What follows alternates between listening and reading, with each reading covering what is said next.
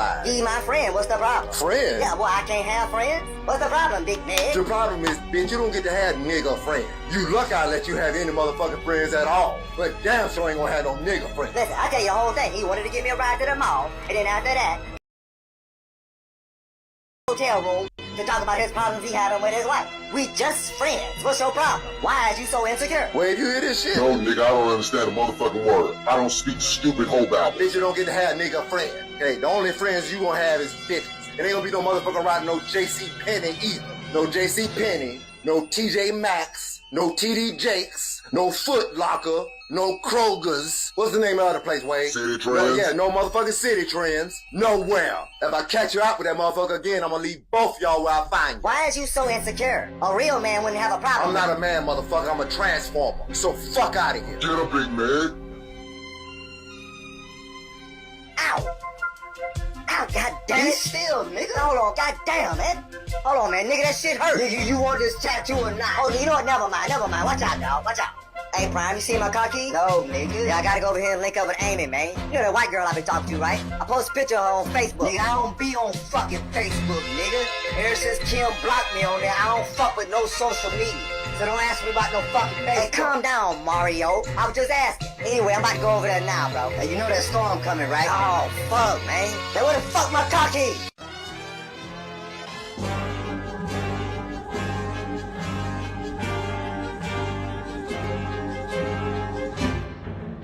Hey, Wade. Hey, one of y'all tell Shirley she had to leave? Big man called and said new policy at the club, man. No fatties. Nigga, what? Don't look at me, man. That week he called me, said don't let no more fatties in the club. Hold on, man. I call that nigga right now, man, 'cause that's some bullshit. Talk to me. Megatron, did you tell them niggas to put Shirley out the club? Yes, nigga. The name of the club is Big Steppers, not Big Fatties. So her and all her plus-size friends need to get the fuck out. Yo, we like him thick in here, nigga. You got some motherfucking nerve. Especially when Quisha already told her you like it when she bites your nipples and tie a rope around your Nigga, neck. shut the fuck up talking to me about Quisha. The Transformers will... We now return to the Transformers.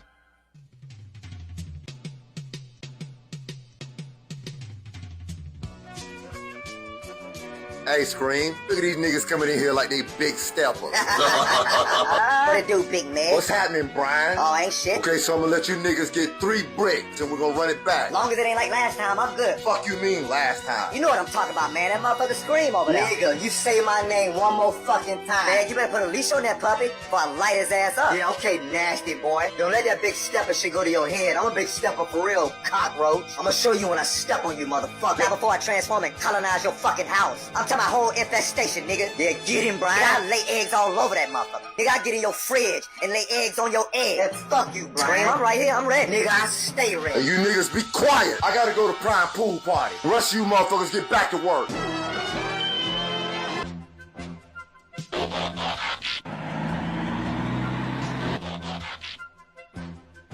I thought you said this was a pool party, man. Where the bitches? Jazz, why you always running your fucking mouth? Nigga, I told my baby mama I had to work. I don't wanna stand out here with a bunch of niggas in a fucking pool. I can't be around bitches right now. I'm trying to work it out with Kel. I just started back going to church, reading my Bible. I stopped drinking. I'm still gonna smoke my weed, but I stopped drinking. Time, I don't give a fuck what you do. And speaking of Kim, I just saw that bitch. Nigga, don't ever speak on Kim in your life.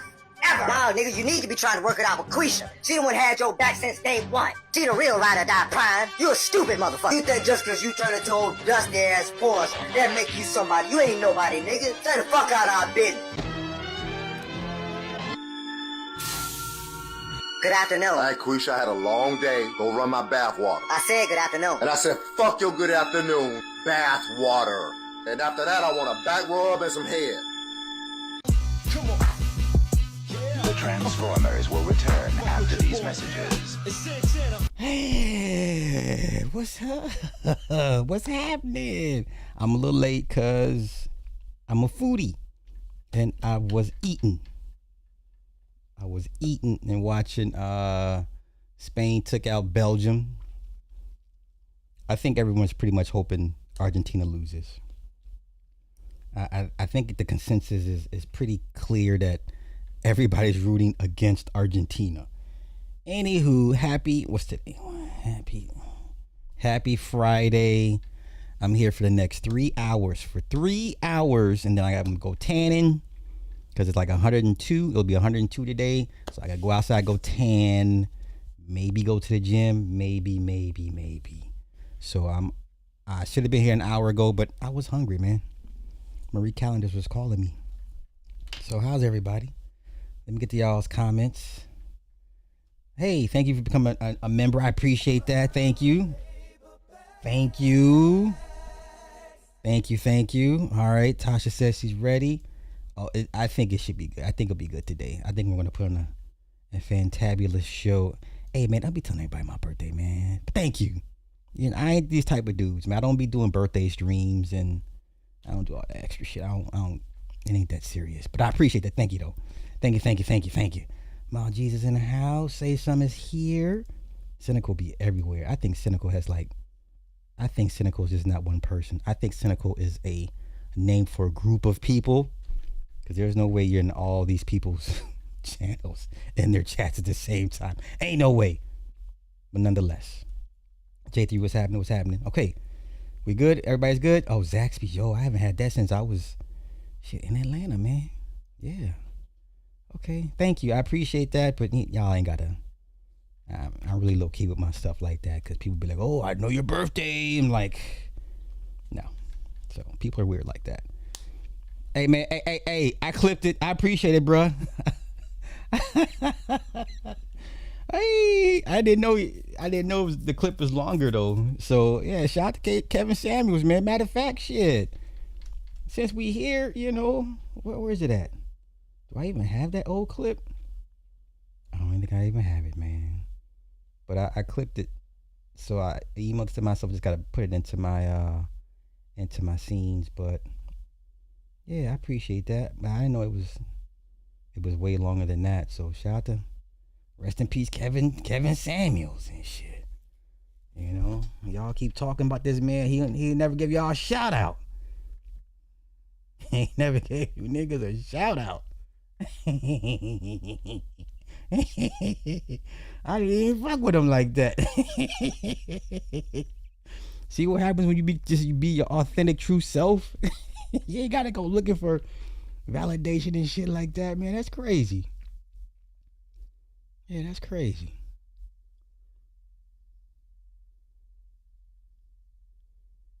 Huh.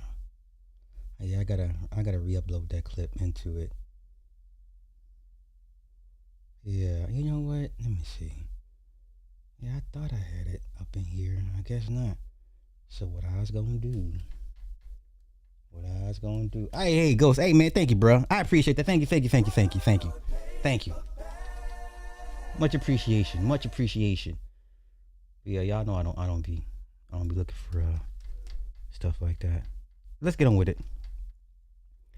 Listen, once you do YouTube Premium, you'll never want to go back. You understand? Like, it's no diss to nobody, but if you're a content creator and you're reacting to other people's videos and you gotta skip through ads, just get it's $23. It went up though. It went up to $26. So YouTube is doing the same thing Netflix and everybody else does. Price increase. But for the sake of not having to see an ad ever again, I'll pay that. But when I laugh at other content creators, oh, let me skip through the ads. Like, nigga, are you too broke to pay $26 a month to not see ads? As much as you react to other people's content, like, come on. What are we doing? You know? Man, y'all gonna make me pull that damn clip out. I don't want to do it right now, but I think I might just do it. Oh, tomorrow. Either, I'm not sure to either do a vid or a live stream, but there's a rabbit hole we're gonna go down. Was Adolf Hitler black? Was Adolf Hitler black? We're gonna go down that rabbit hole tomorrow. Was Adolf Hitler black? Were the Aryans The master race. Were they black? Crazy. Crazy.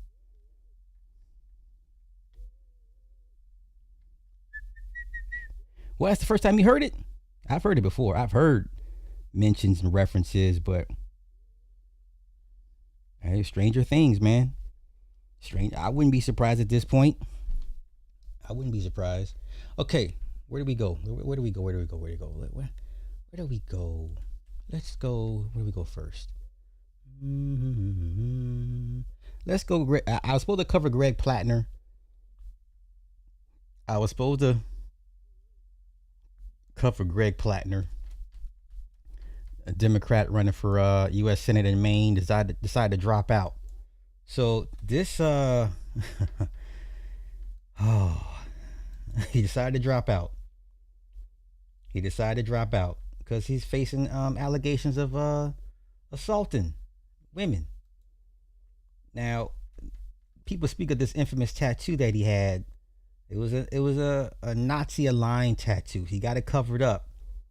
But let me see where the fuck is it. Let me see. This is what is called the Totenkopf. And it's basically a skull and bones. Where do you see? Let me see. Hold up. Totenkopf.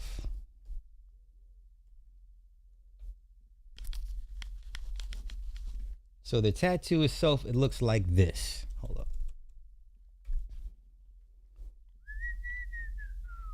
This is what the Totenkopf looks like. That's what at one point Graham Plattner had on his chest, but he got it covered up. He said he was young, he didn't know, blah, blah, blah, right? He said he didn't know any better, okay? So now this man is being accused of taking it from women. And he decided to step down, if I'm not mistaken. So he dropped out. Bernie Sanders urged him to drop out. It was bad. It was bad.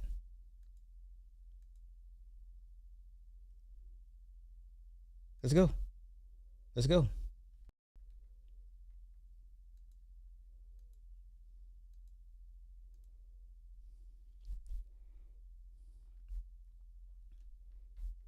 Bruh.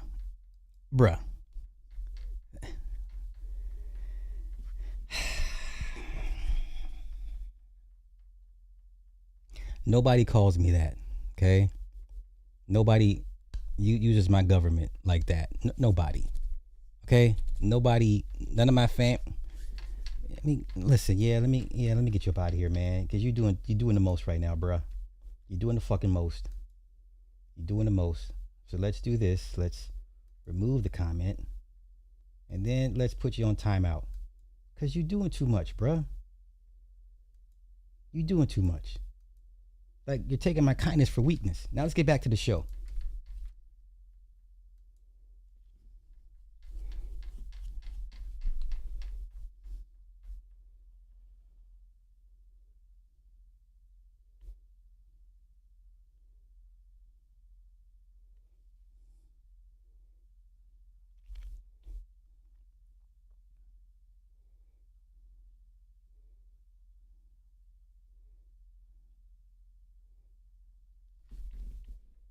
Wait, there's no sound? Are you for real? It's muted.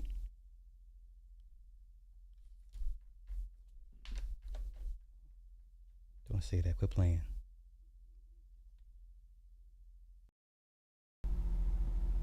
Let's try it. Hold on. Oh my God. Is something else taking my plan? Okay, hold on.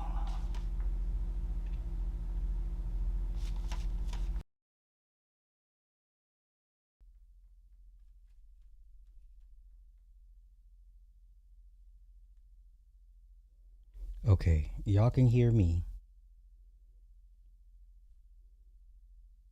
Okay. Y'all say y'all can't hear it.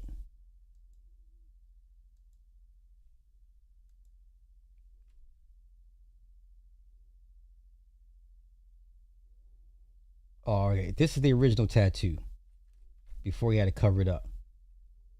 Hold on, let me make sure there's no other windows that has it, that's using my sound.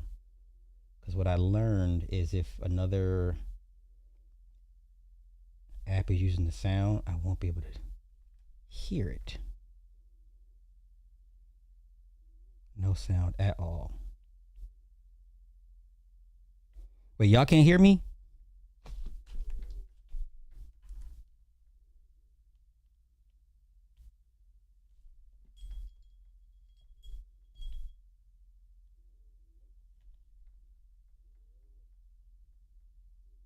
Hold up. So no sound at all.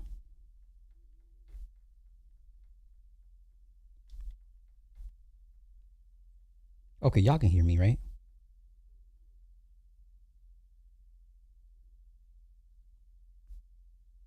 Not the video. Okay, let me find out what's being used. Because something is being used. Hold up. Okay.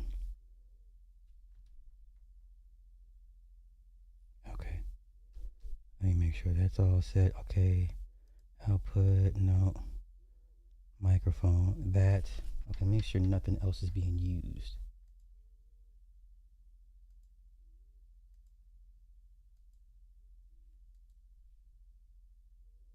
Okay, nothing's being used. Nothing's open. I should be good to go.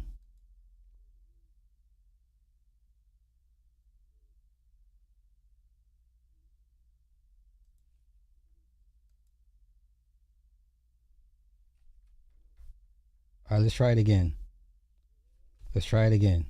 Can you hear this?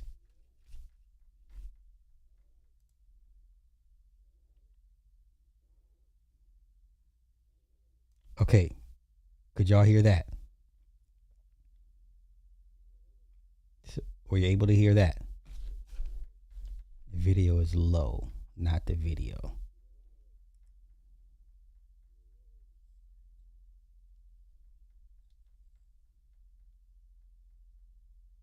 No. God damn it. Fuck.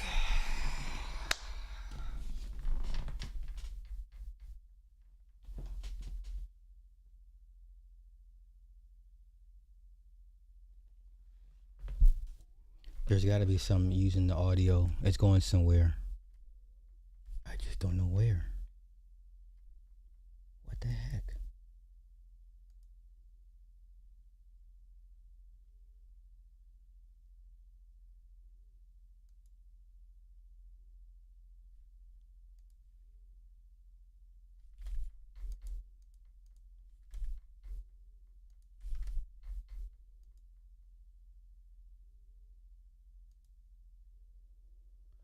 Oh, shit.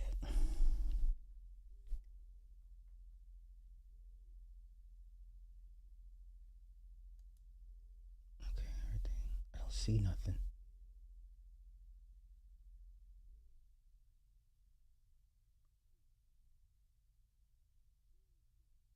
Fuck, man. Where are you?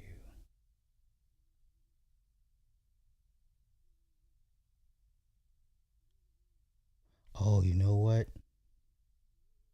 Let me see.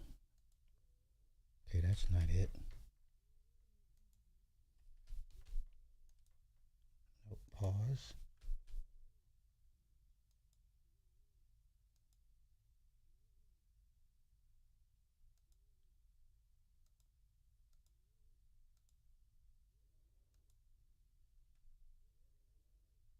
Gotta love technology. Gotta love technology. Hold on.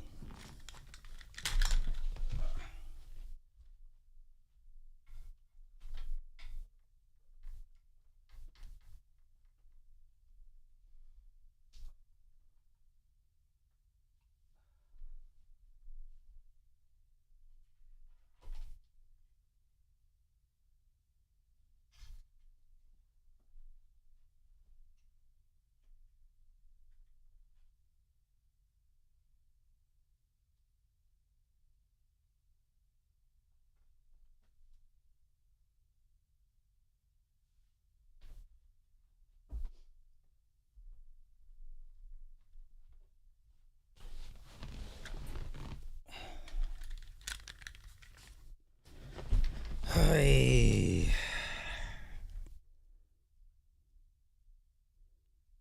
Okay, let me test something out. Let me test something out.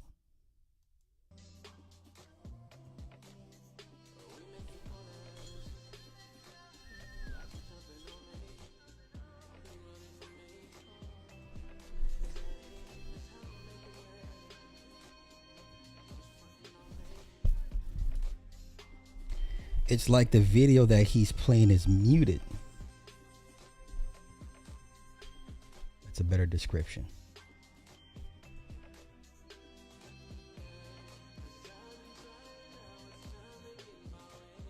Okay, wait. So this sounds muted.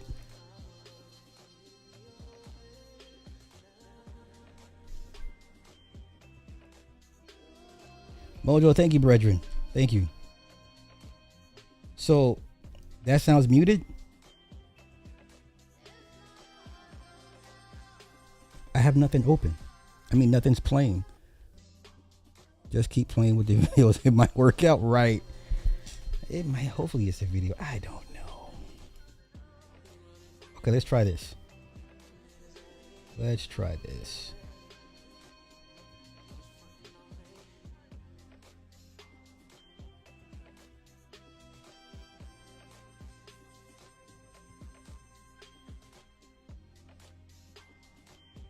Okay, how'd that sound? That sound any better? I hate these delays, man. So were you able to hear that video? No?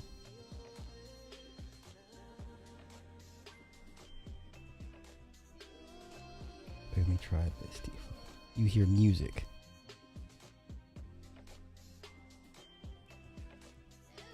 Oh, wait.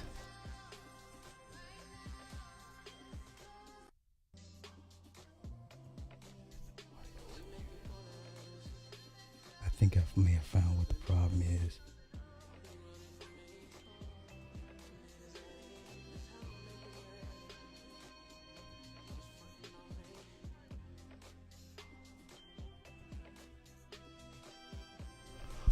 Okay, that, oh, okay, I found, okay, that says it's muted. Why is it muted? I think I may have found the problem, y'all.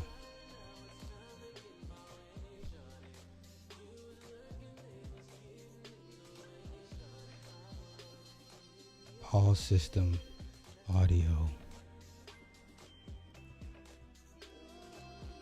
Okay, I think I may have found it. Okay, let's try it again. I think I found it. Let's go. Most certainly is not. We're not doing it because of the allegations. We're doing it because of the structures that are being taken away from us by those in power. Okay. Were you able to hear that?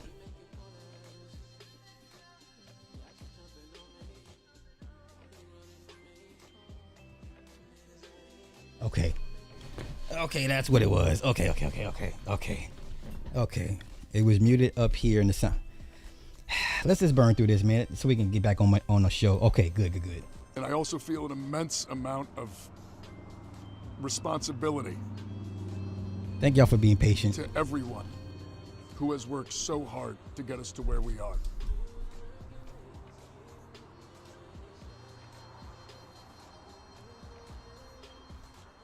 We went toe-to-toe with one of the most entrenched political systems in the history of the world, and we won. We beat them on June 9th in overwhelming numbers. We did it the right way. We built a campaign. We engaged in electoral politics. We motivated people. We banded together. We did it the way that we were told we are supposed to make change. And we won. And now they are not going to let us have it. Not if it's me. And so we're suspending campaign operations. I want to make clear, though, I intend to file my paperwork to withdraw. The process needs to assure that what comes next is reflective. Okay. So he dropped out. This is the original tattoo that he had that he recently got covered up. Like I said, recently got covered up. So he's had this skull and bones, the Totenkopf, until his middle age, literally. This is him with the original tattoo. That's a screenshot, okay? You clearly see it. You can see the skull and then the bones on the side of it. Let me see, where is it at? Hold up. Totenkopf.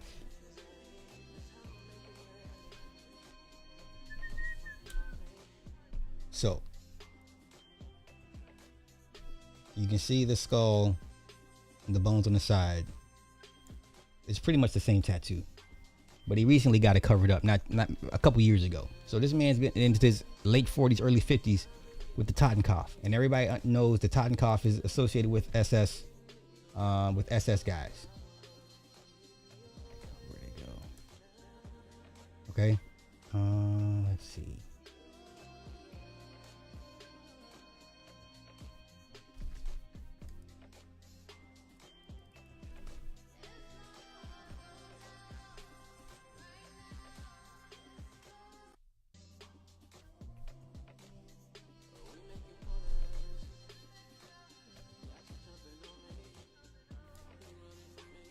Okay, Totenkopf is the German word for the death's head or the skull and crossbones.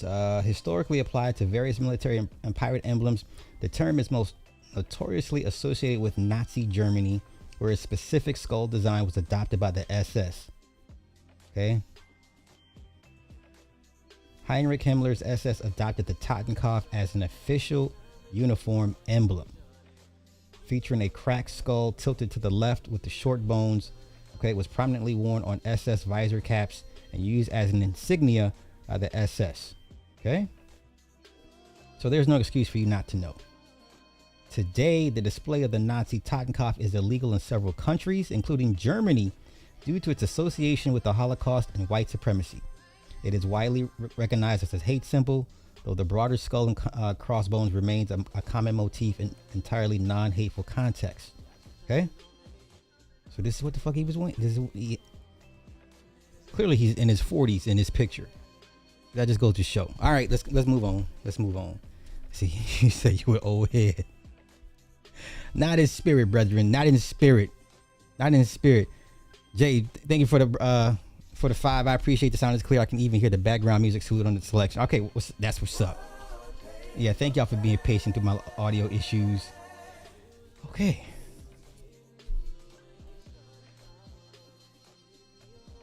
Let's go here.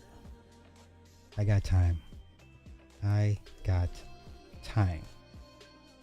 These kids today, man. With a Generac home standby generator. Once again, I'm here for 3 hours.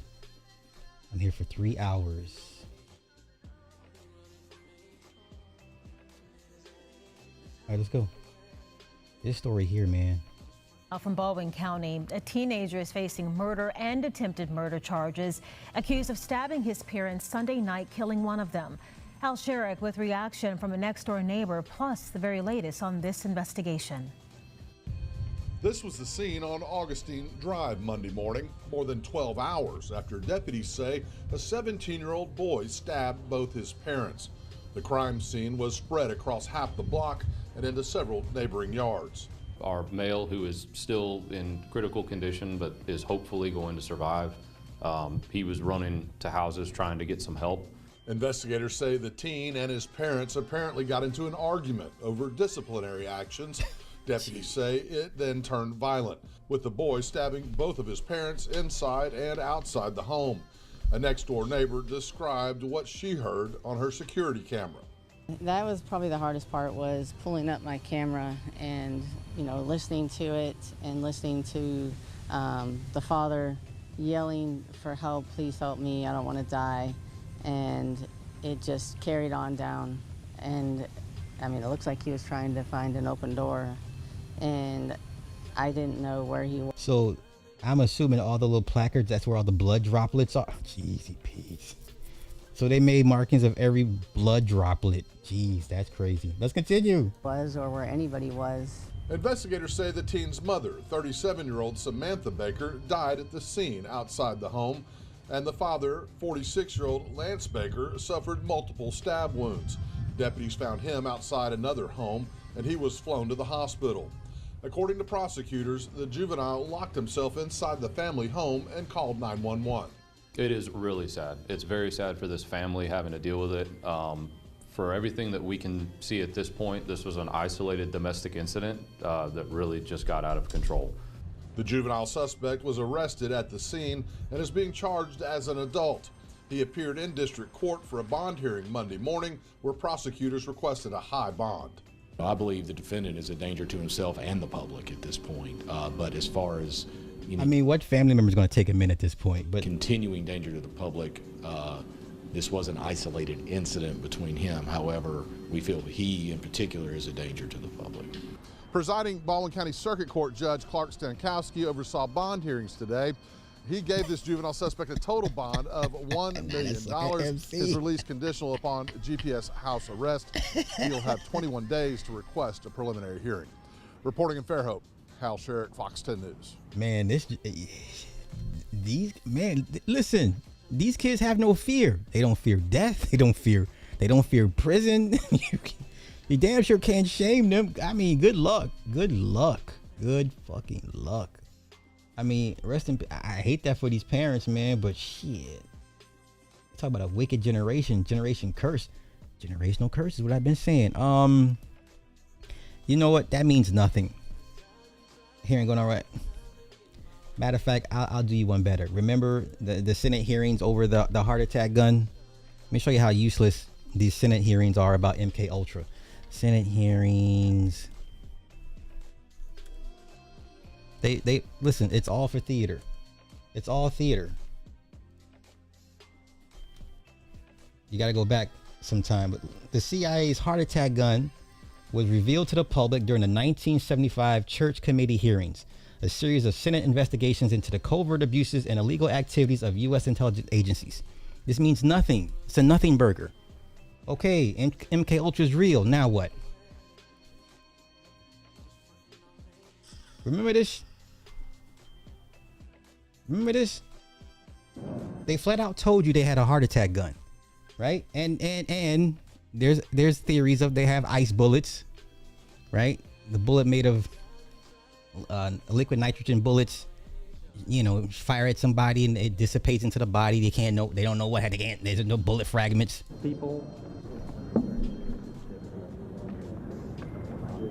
Yeah, these Senate hearings don't mean nothing.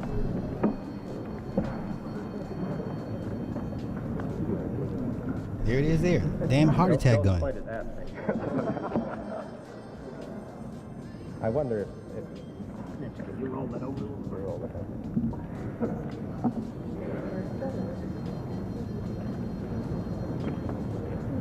Like, you need a Senate hearing to confirm if MK Ultra is real? Like, you can go, what does that mean? Everybody should know it's real.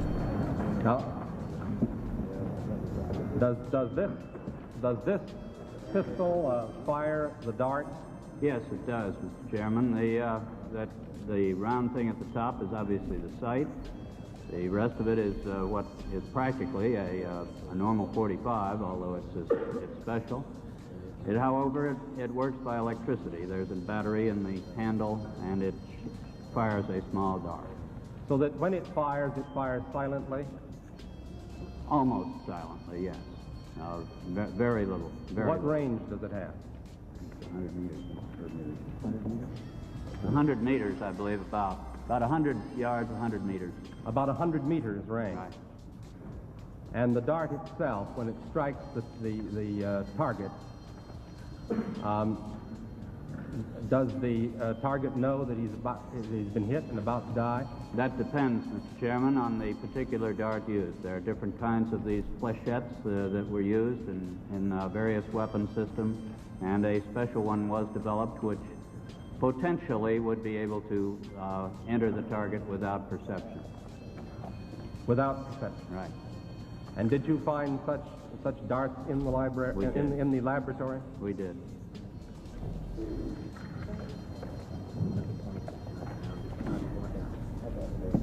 Y'all, this was 1975. 1975. What else do you need at this point? Everything is for show. Like, who cares? It's not even, doesn't even matter anymore, honestly, y'all. Like, you need a Senate hearing to confirm that MK Ultra is real. Like, it's all for show. It's all for show. Let's continue. I got way too many tabs open, y'all. What's up? Shut up.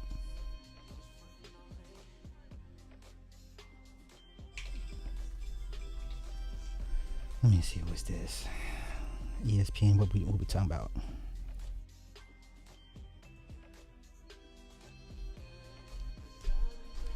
Hey, Nikki Blanco, what's happening, girl?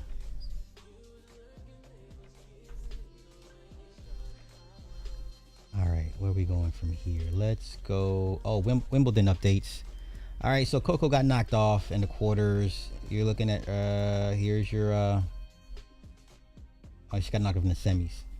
Almost. So this is who's playing for the Wimbledon championships, in case anyone asks. Okay, so all the black folk got put out. All the black girls got put out. Okay, including the number 1 player. Okay, it's Wimbledon update for those that care. For those that care. Okay, let me knock this out. Knock this out. Okay, let's go here. I'm a bit late to this. Remember the movie Emancipation, played by Will Smith. It's on Apple TV, directed by Antoine Fuqua.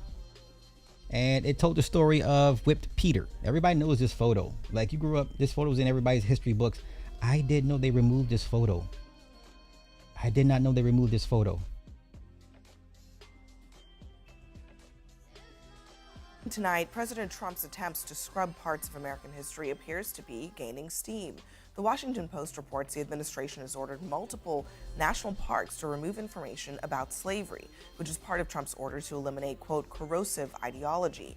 But this latest purge includes the removal of history at Harper's Ferry Park in West Virginia, where the abolitionist John Brown led a raid to attempt to arm slaves for a revolt.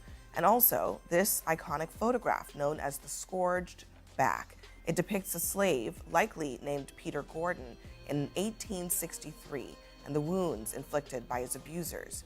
Now, at the time, the picture spread quickly in the North and showed people the true cruelty of slavery, something many wouldn't have seen otherwise. Franklin Leonard joins us at the table.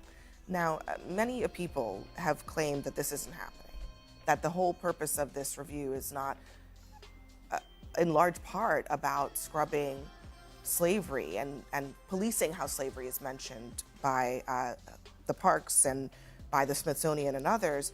But this report suggests that might be the case. I will say... Okay, so once again, that picture's being scrubbed. Corrosive ideology. The Trump administration has ordered the removal of information on slavery. That includes the Scourged Back. The title of the picture is called Whipped Peter. That's why I learned him as Whipped Peter. And Will Smith plays the character in Emancipation. It's a very good movie. I know it's a slave movie, y'all. I hate it just as much as y'all do, but it was a good movie. Like, Will Smith acted his ass off in Emancipation. But this is where we're at. This happened back in October. I wasn't even aware this took place, so I'm late to the party with this. One thing, I'm just burning through clips until we get to the main topics. Let's see, what is this? What is that? Oh, since we're talking erasure, Ma'am Donnie. Hey, what I tell you about the Muslim Brotherhood? I don't think these Christians. Who else? Mainly Christians, Orthodox, even Catholics. You guys are going to fall to the Muslim Brotherhood. Okay, it is real. Let's go here. The Muslim Brotherhood. I'm Isabella Reggi, and today we are here in Little Italy asking the locals how they feel about one of the oldest immigrant communities, Little Italy, not being included on Mayor Mamdani's immigrant enclave map. I don't consider you to be my mayor. I think it's disgraceful for what he's doing. He's got to be fair to everybody, and he's not fair to everybody. He's not fair to the Jewish people, which he makes everybody notice he's not fair to the Jewish people. He's not fair to the Irish people, and now he hates the Italians. For what reason? What do we do then that he should hate us? They always sort of pushed us to the side. I love it. In other words, the Little Italy, they take care of their own problems. And we're always pushed aside. And I think it's about time that we have to be firm about this. Otherwise, we'll totally be forgotten. If you understand what took place here over 100 years ago, between 1880 and 1920, when the mass migration of Italian immigrants first came, this was the stepping stone for the Italians. Well, the Bari family came here 120 years ago from Sicily. They were immigrants. We don't care. We don't give a fuck. I don't care. I like this. Yes, please create chaos and disrupt the current status quo. I love everything Mamdani is doing. I keep trying to tell y'all the Muslim Brotherhood is here. The Muslim Brotherhood is here. Down in what's known as the 5 Points. Grandma started the San Gennaro Festival. That right up there, that is Grandma. That is Grandma. Grandma from the Bari family. Okay, she is the heart and soul of this neighborhood. My grandfather was on the Society of St. Gennaro, which happens to be this year 100 years. So it means a lot to me, Little Italy, you know? There's no such thing as left or right down here. Both sides of the street are beautiful. And what makes New York City such a special place is a collage of many different cultures. People from all over the world come here and settle. And they need to be recognized for the contributions that they brought to this wonderful country. All that hell, these Italians, gay black folk, boy, let's not do this Italian history versus black American history in New York. But I'm here for it. I love this shit. I'm loving it. I'm loving it. I'm loving it. Yes, create chaos and sow division. From one liberal enclave to the next. New York City. Say it with us now. No justice, no pizza. No justice, no pizza. Italian Americans are big arrabbiato at Mayor Mamdani today, who unveiled a map of... So that's the map. So you got, let me see all you have. China, you got Chinatown. Oh, matter of fact, let me pull up my Mamdani immigrant. There we go. Let's go take a look and see for ourselves. This is it. Okay. Okay, let's go here. Chinatown in Flushing, Chinatown in Manhattan, Chinatown Sunset Park, Guyana, Gateway. So that's in Utica, Crown Heights. Koreatown in Manhattan, Koreatown in Queens, Little Africa in Staten Island, Little Africa in the Bronx, Little Albania, Little Bangladesh, Little Tibet, Little Caribbean, Little Colombia, Little DR, Little Ecuador, Little Egypt, Little Guyana, Guyana again in Queens and the Bronx, Little Haiti, Little India, Little Manila, Little Mexico, 2 Mexicos, Little Odessa, Little Palestine, right? Little Pakistan, Little Poland, Little Senegal, Little Ukraine, Little Yemen.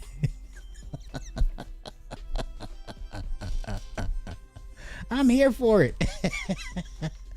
I'm here for it. The city's immigrant I thought they were enclave special. that spotlights, a few dozen communities, but leaves out Little Italy. It's like he went out of his way to snub the very people that built New York City, from the subway system to the skyscrapers, but he did conveniently highlight areas like Little Palestine, Little Pakistan, and Little Haiti. Notably, the Irish are left off too. Little Israel? No way that made the cut. To anybody that lives in NYC, if you're a cop, how do they bury you? If you're an NYC cop and you get killed in the line of duty, how are you buried? What kind of funeral do you get? What kind of funeral do you get if you're killed in the line of duty as an NYC officer? Let's continue. Let's continue.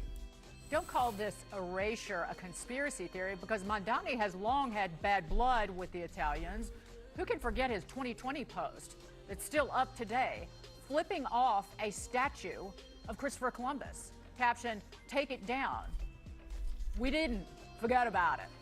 Joining us now, Fox Business senior correspondent Charlie Gasparino and comedian and Fox News contributor Tom Shalhoub. Charlie Gasparino, well, one, Little Palestine is in Bay Ridge, Brooklyn. Who knew? But how do you leave Little Italy off the map when the Italians dug the subway system and dozens of them died?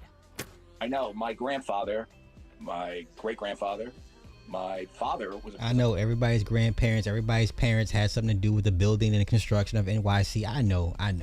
Everybody, hey, my great-great-granddad, he was a welder worker on the world's tallest skyscraper. Yeah, I get it. All y'all's pappies and mammies did something special. I get it. Well, so he built many of the I get it. In the city right now. I mean, listen, we could talk all day why does the Normandie really hate Italians, or is this part of some bigger movement, which I believe it is. This is about cultural Marxism. Who said Guineas unite? One of the aspects of cultural Marxism is to create an oppressor-oppressed dynamic. To do that, you really do have to ethnic cleanse history in many ways. And what I mean by ethnic cleanse, you have to sort of downgrade the contributions of white ethnic people. And those would be the Irish, the Italians, the Jews, who, helped build this city. They were instrumental in building the city. And, in that framework of cultural Marxism, which, by the way, is a theory that is taken over universities, the media, aside from us, but much of our cultural institutions, even the military, before Pete has got in there and started, DEI into place. This is pervasive among elites, and it really believes that people like me, who grew up working class. I mean, listen, it was parts of my life when my dad wasn't working, we were poor. But we're somehow oppressed. We oppress. This is definitely by design. Nasty work, but I'm here for it. Some rich South American who came here, and that person should get DEI benefits, and we shouldn't. It really is a sick, perverted way of looking at the world. So he's referring to Elon Musk, but okay. Trump, one of his great achievements in office, I believe, has been getting rid of this stuff to sort of normalize our cultural institution, including what's going on at the Smithsonian. But I do know. Okay, so he's a Trumper, and he is low key a racist, because you caught what he said. All the changes happened at the Smithsonian, all the erasure of all the Black history. So he on fuck him. Okay, he on the other side. Okay, so he mad. This is what you would tell Zara Mandami. No words needed there. Tom, looking at this map, there's a couple other ones on here that are interesting. There's a little Guyana in Queens and in the Bronx. So there's two of those. There's a little Yemen on this map. There is a little Africa in the Bronx and a little Africa in Staten Island. Tom, I guess this is missing the point, but the one thing Zoran Mamdani never does is talk about big, beautiful America. He can't stand the idea of people coming together. He's always wanting to chop them up. Okay. I'm here for it. Italians losing their minds, as they should. I told you the Muslim Brotherhood will not be denied. They're coming to conquer. I'm here for it. I am here for it. Where's my Streamlabs at? Because my comments not popping up the way they supposed to. And that's making me mad. Shout out to Zoran Mamdani. I'm here for it, man. Okay, where is my Streamlabs? Okay, there you go. Copy, yes. Okay, where's my chat box? Oh, I don't even have a widget box here. Where'd you go? Hold on, y'all. I'm just doing my thing real quick with the add widgets. Is it this one? It is that one. Paste. Check. Okay, let's add the widget. Okay. We should be good to go with the comments and the widgets now. Okay, there we go. All right. Yeah, man, shout out to Mamdani, man. I'm here for it. I'm loving it. I am loving it. Do you understand? Okay. Let's go to, let me see what I got lined up. No, let's go some nonsense. I got nonsense lined up first. Okay, what I've been telling y'all for years, illusions of wealth. Illusions of wealth. Sir, why are you flying economy? Why y'all making excuses for these guys? Why y'all making excuses for these guys? This man told y'all for decades, you're not like him. He has more money than you. Ugh. You know? Why do y'all keep believing these lies? Okay. Drake for the win again. Drake for the win again. Drake for the win again. Hey, what do you say? Not on the same flight. Not in the same class, not on the same flight.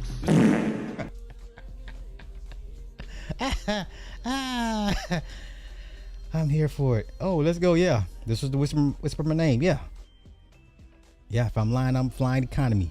Give me a motherfucking seat. If I'm lying, I'm flying economy. But I know who I see. Yeah.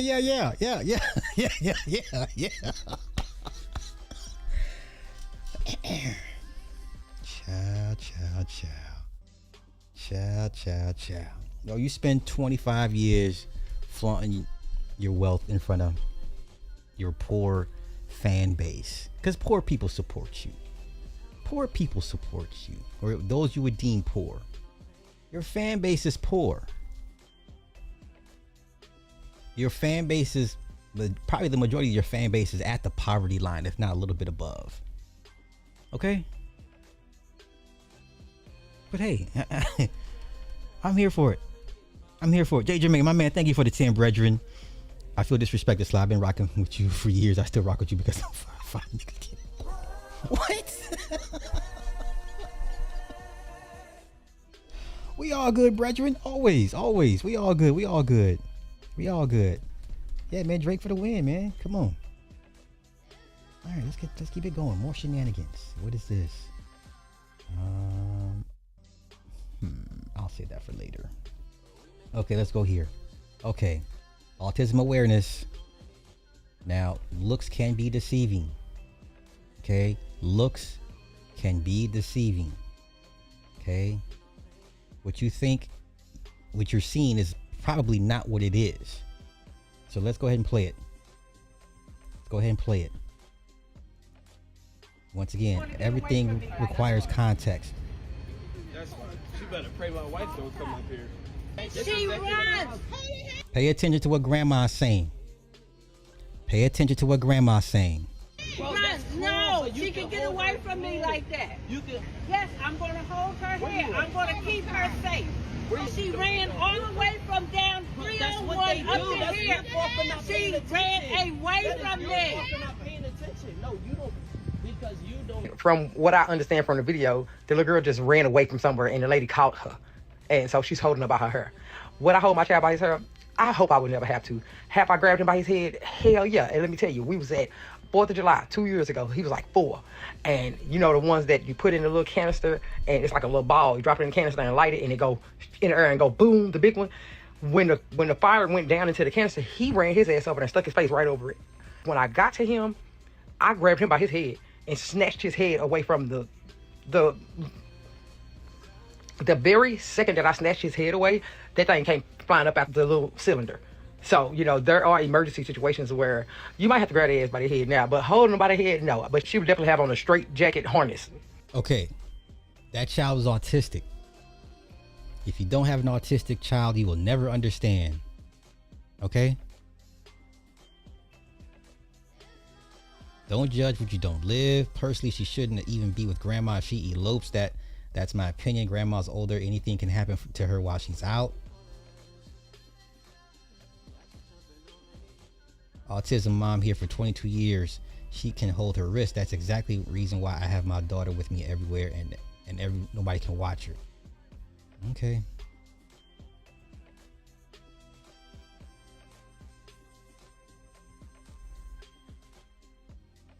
My son's on the spectrum, and unless you have a child on the spectrum, then you have no clue. She's elderly, and autistic kids are strong as hell.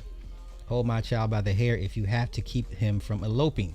Ain't no telling where that baby want to run to and mess around and be far worse than her hair being pulled. Okay.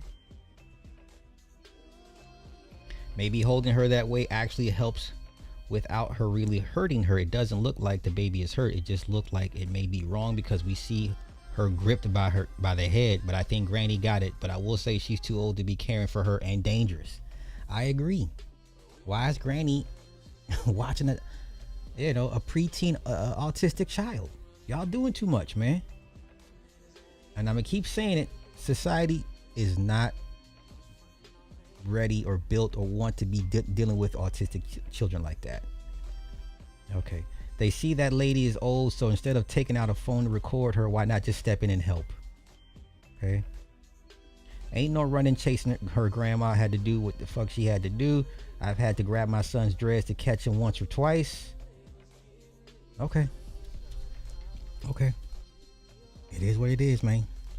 Neri, hey, thank you for the 5. The Italians getting mad, but those who the people voted for. Italians also aren't off the hook for what they did to our people. Shout out to Ma'am Donnie. That's what I'm saying. Yeah. Ain't nobody no one's feeling sorry for these Italians. Okay. Yeah, society ain't fucking with y'all. Here's another autistic situation. Here, the guy in the red shirt just walks up on this woman and her 12-year-old son, who's nonverbal and autistic, and just hits them both with some kind of a blunt object. The young boy got a cut to his face, and the woman got some kind of a cut to the back of her head. When we interviewed her yesterday in the video, she had blood all over her shirt. They were taken to Broward Health Medical Center for treatment, and we do have some video of that as well from when they went to the hospital. You could see they got bandaged up. They're going to be okay. They were treated for non-life-threatening injuries, but they were both hurt. They're both very shaken up. They're new to this neighborhood. They were very really torn up about this whole thing. Just walking to the bus stop at 7:30 in the morning and got attacked from out of nowhere. And now police need your help to try and track down who did this. This is the close-up shot of the person that Fort Lauderdale police want to talk to, they want to speak with. They think this is the guy who's responsible for attacking these 2 innocent victims in this Fort Lauderdale neighborhood. So if you recognize this person at all, I know the picture is blurry, maybe you think you do, maybe you're not sure, maybe perhaps you can't really tell, but you know what? No tip is not important. If you think you know something, say something, because Broward County Crime Stoppers is offering a $5,000 reward for information leading to the arrest of this guy. So if you think you know something, call Broward Crime Stoppers right away. That number. That's terrible. I hate that for these people. Let's go here. Okay, got a bunch of new people sworn in. This is the Department of Justice Civil Rights Division.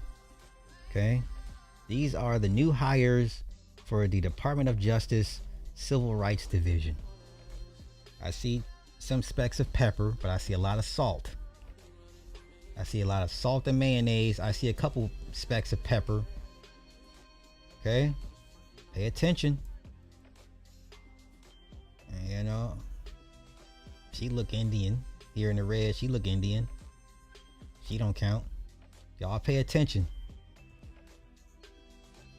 But then, once again, when has the Civil Rights Division ever been like wholly black?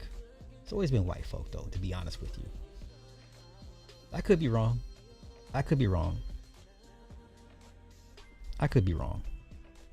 Okay.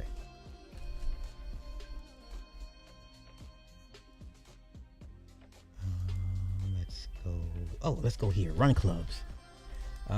This ain't nothing new. I don't know why everyone's talking about run clubs all of a sudden. Listen, when you have group outings, group meetings, what else are you going to meet up for once the activity is done? So I'm not understanding all the hoopla behind run clubs. People have started to call run clubs sex cults, and I fear they're not wrong. Okay? Context. I started a run club 2.5 years ago, right? At first, when we started, we would do normal stuff. We would meet up in the park. We would warm up. We would go run 3 miles or 1.5, or you could walk because we welcome walkers too. And then we would come back. We would do our cool down, mix, mingle, socialize, and then we would go home. Somewhere along the way, I don't know when this happened, whenever we would get back from our cool down, we would just get in a huddle and everybody would just start taking their clothes off, and then it would just escalate from there. I don't know when that happened, but I feel like the reason that people are calling a run club a sex club or a sex code is because they want to come, literally and figuratively. But they feel like they're not in shape enough to be at the run club where we all be running and then we do whatever afterwards. But I promise you, we welcome anybody. Like, you don't have to be afraid. You don't have to be afraid of if you're a walker or if your mile time is slow. Like, you could run a 15-minute mile. Your clothes gonna come off the same when we're done running. So I just feel like, stop being afraid of the run club, sex code, whatever, and just embrace it and just go. We run every Saturday at 10. So. Okay, so this is what y'all doing. Okay. How this went from a cautionary video to a potential orgy invite has me muzzed. So what club she? I hate y'all. I hate the internet right now. Your clothes gonna come off when we done running.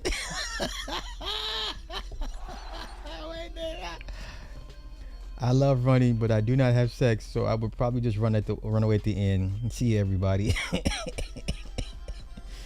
This looks like a cautionary video or an orgy invite. What the fuck? Hey, man, listen, man. I'm just as confused as y'all. We run every Saturday at 10, followed by then we take our clothes off. It's crazy marketing. I mean, let's go here. Hate to break it to everyone, but everything is a dating app and hookup spot. Put consenting adults long enough around each other doing feel good or stressful stuff biologically, they're going to yeah I agree. I just, it's the way she framed it. They didn't go the way I thought it would. I thought she was going to say something to disparage it, but she's trying to recruit. Shit. Yeah, let me Blanco, I got you. Yeah, I got you. The water gun guy. This shit was kind of funny though. I ain't gonna front. I'd be mad if it were me, but this was like low-key kind of funny. It was kind of funny, y'all. Let's go. Let's go. Hard to do this to your cute ass, but sorry. Hey, man, I get this hair. I ain't trying to get up this motherfucker. Oh, shit. Come on. Yo, what up, yo? Bang, bang, bang, bang, bang, bang, bang, bang, bang, bang, bang, bang, bang, bang, bang, bang, bang. Oh, come here. So, pow. Get your ass out. I would be mad. Eat beef, pepper steak, booty far out. Bang, bang, bang, bang, bang, bang, bang, bang, bang, bang. Hey, yo, get up. Slay out. Hey, go. Shit, slay out. Hola, ¿cómo estás? You sure? That's a good answer. I like that one. Water, got your ass back up. Yo, got your ass. Oh, shit, watch out. Go, baby, go. Oh, my Lord. That was funny. So he got arrested.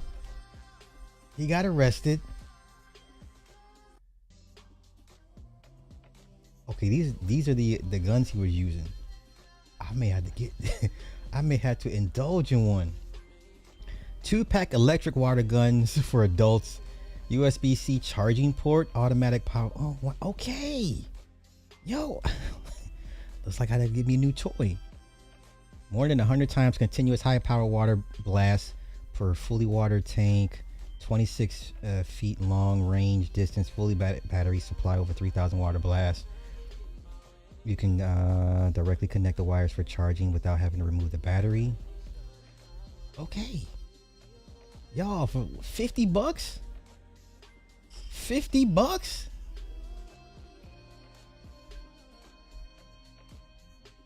Like, really? Okay, we ain't shit, but we're here for it. So what did they charge him with exactly? All right, so here's what they got him with. Charged with 2 counts of assault causing bodily injury after targeting homeless and disabled people in Houston.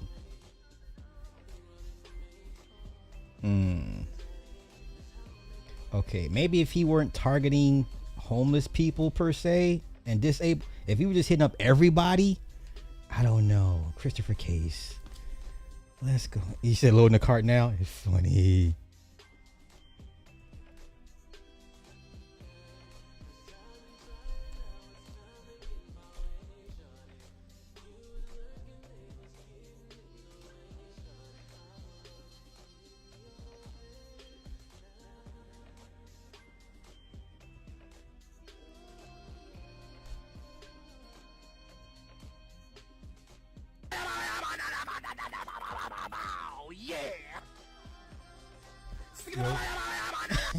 Yo, he was hitting up.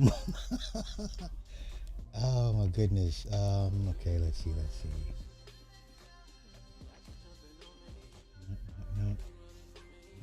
No. Okay, let's get back.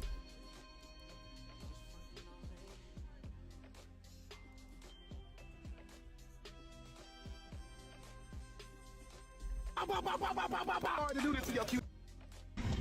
Oh shit! Hard to do this to your cute ass, but sorry. Okay, those people didn't look homeless or disabled. Hey, Sonic and Knuckles, motherfucker!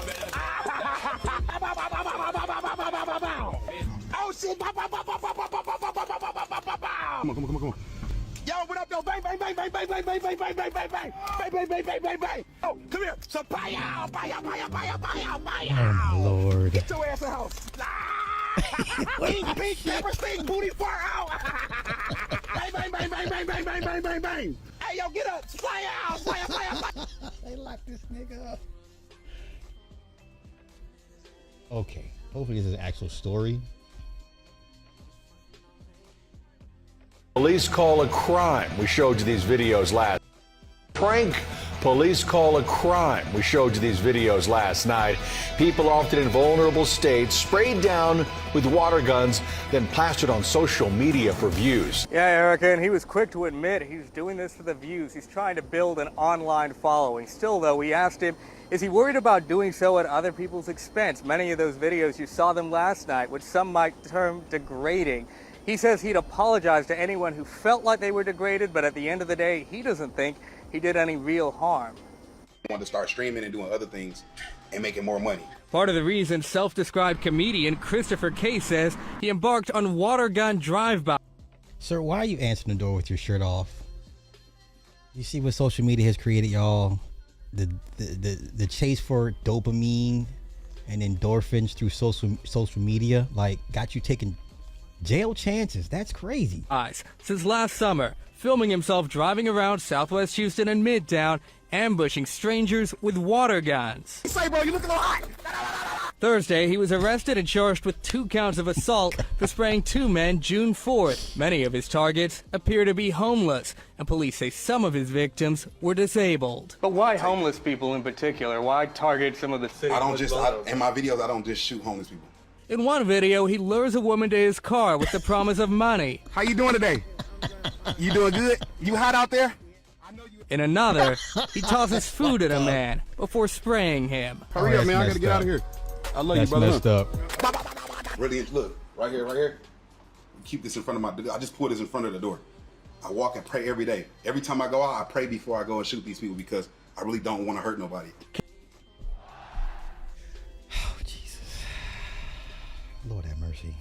Lord have mercy.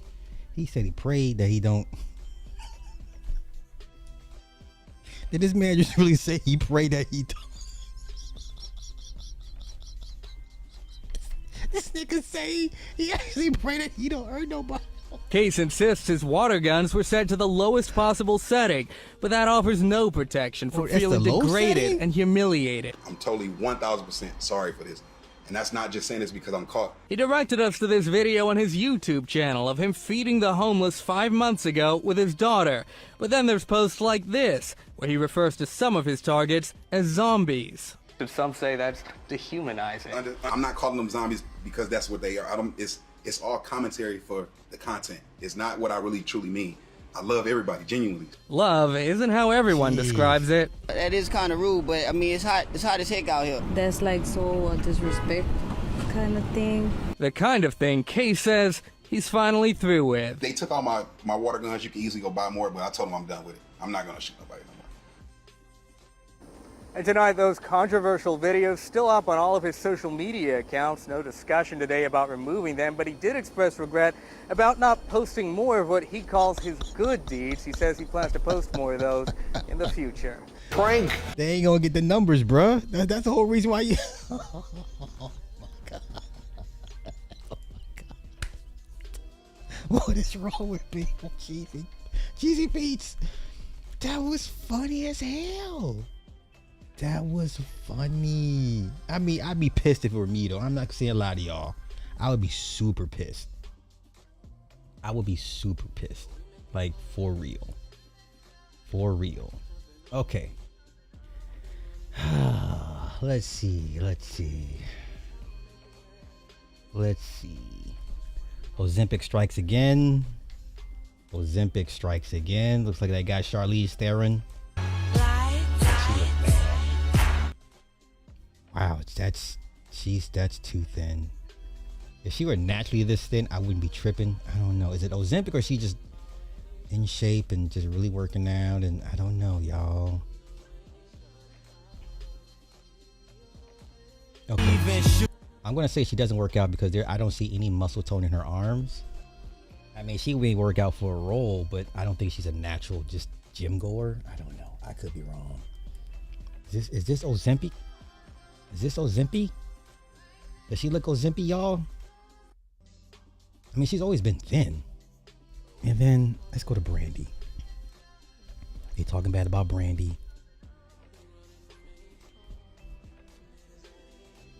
Oh, god damn. Hey, I'm Brandy, and whenever I'm in Mississippi, I'm kicking it with Kixie 107. Peace. Oh, she looks Hey, terrible. I'm Brandy, and whenever I'm in Mississippi, I'm kicking it with Kixie 107. Oh no. A great gift. God gave you talent. And people in Macomb, these are your hometown.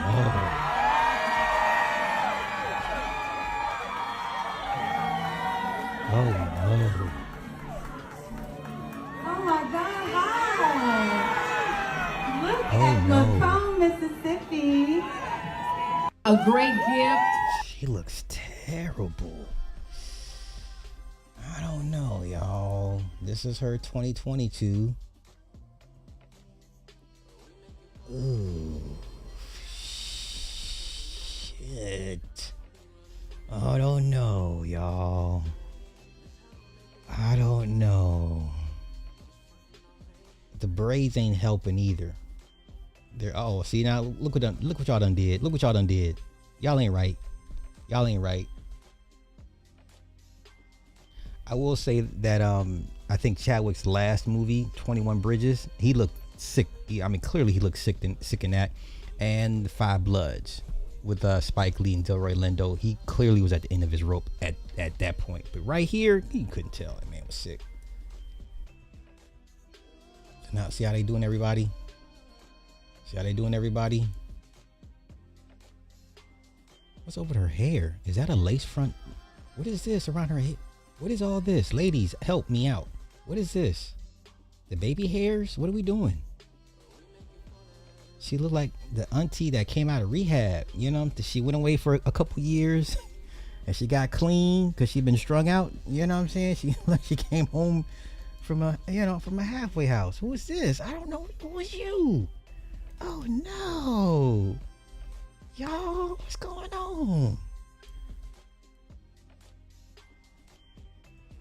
That does not look healthy.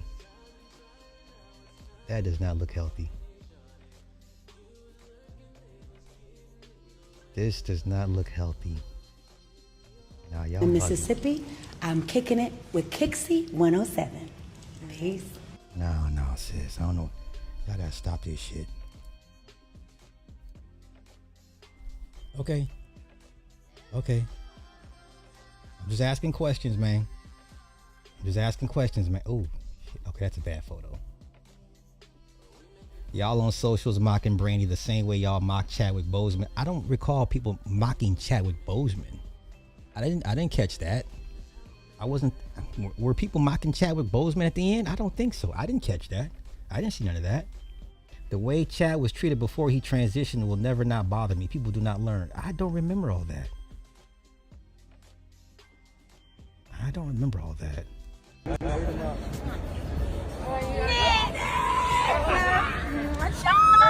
What's up, girl? Hi, Noah. Stacy, I'm hugging everybody over here. I'm taking time. Hi, Joe. I'm so happy to see you, Joe. Good to see you. Hi. How are you? Cameron gets a hug. Nice to meet you. How are you? Thank you. Amazing. When you touch me, oh my God. Okay. Now, would you rather your talent be over exuberant or just like low key don't want to be bothered with nobody? I prefer this. You know, if you're gonna just be over exaggerate, fine, hug everybody. I'd rather you do this than don't talk to me. Don't be bothered. You know. Yeah, I don't recall people. I didn't catch any Chadwick Boseman slander towards his end, so I don't know where that's coming from, y'all. But this could be concerning. Could be concerning. All right. Okay, let's continue. Do we get on with the race part of the show? I think we're going to get on with the race part of the show. This is where I show racial stuff to make people upset and make you think, right? Oh, wait, real quick. Who cares? Anybody care? American Horror Story is back. Coven is back for season 13.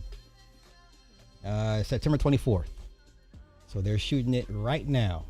And they brought in Ariana Grande is the new hire. Ariana Grande will be on this season of Coven. Okay. I'm here for it. I'll check it out. Okay. Now let's go to the race part. So there's another story going on out here. This is in Texas, of course. So Daniel Mike Irving was picked up from his mother's home in the 14,000 block of Woodland Trails in Rolette, Texas on April 13th, 2026 by two white males who pretended to be his homeboys named Lucas Roper and Riley Johnson. For what was supposed to be a fishing trip, he never came home. We're not gonna learn. The two boys returned home, but Daniel did not. Instead of immediately notifying his family that Daniel was missing, coming back to the house where they picked him up, or contacting law enforcement, they went to school the very next day while Daniel was still missing. His family was left searching for answers, not even knowing where Daniel was. As the days passed, Daniel's missing person photos began spreading across social media. The community shared his face everywhere, hoping someone had seen him. It wasn't until his disappearance gained widespread attention online that information began to surface. 4 days later, Daniel was found dead in a lake.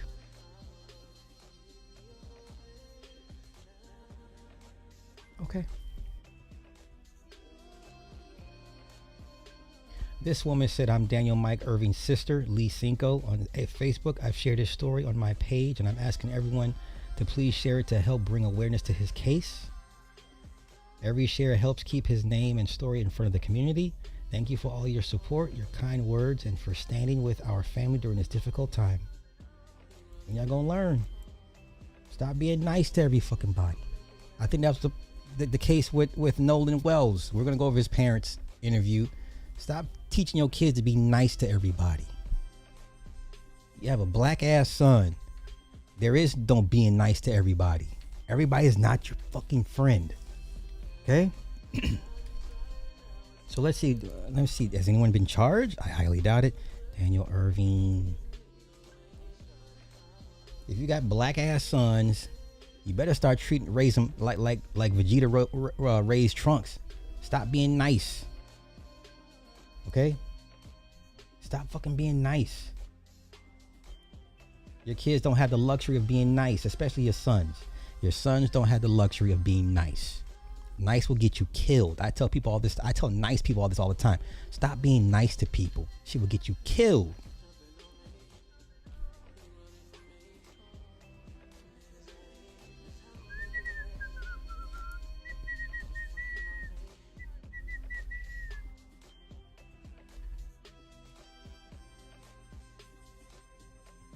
Okay, so he was arrested on evidence of tampering charges. That's it?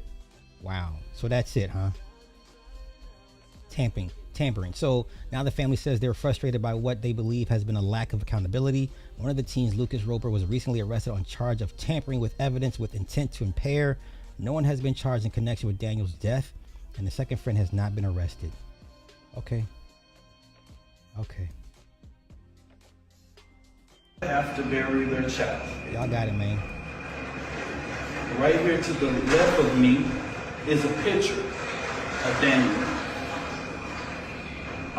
It is always important to me to show the pictures of the lives of the people we lost, because we want you to look at this picture and know that this was an incredible human being that should still be here.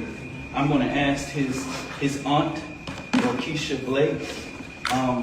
His mom is here, standing in the pink, and we're going to limit questions and interactions with her. But we want to, your strength and your presence here is resilient. And I want to thank her family for coming here and staying. No Terrible. parent should ever Stop raising your kids to be nice to every damn body. Makes no damn sense.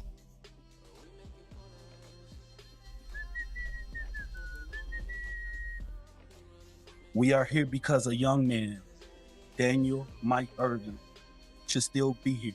Is anybody even aware of this story? Guys, I just came across it earlier today while I was looking for stuff to show you guys. I didn't even know this took place. Today.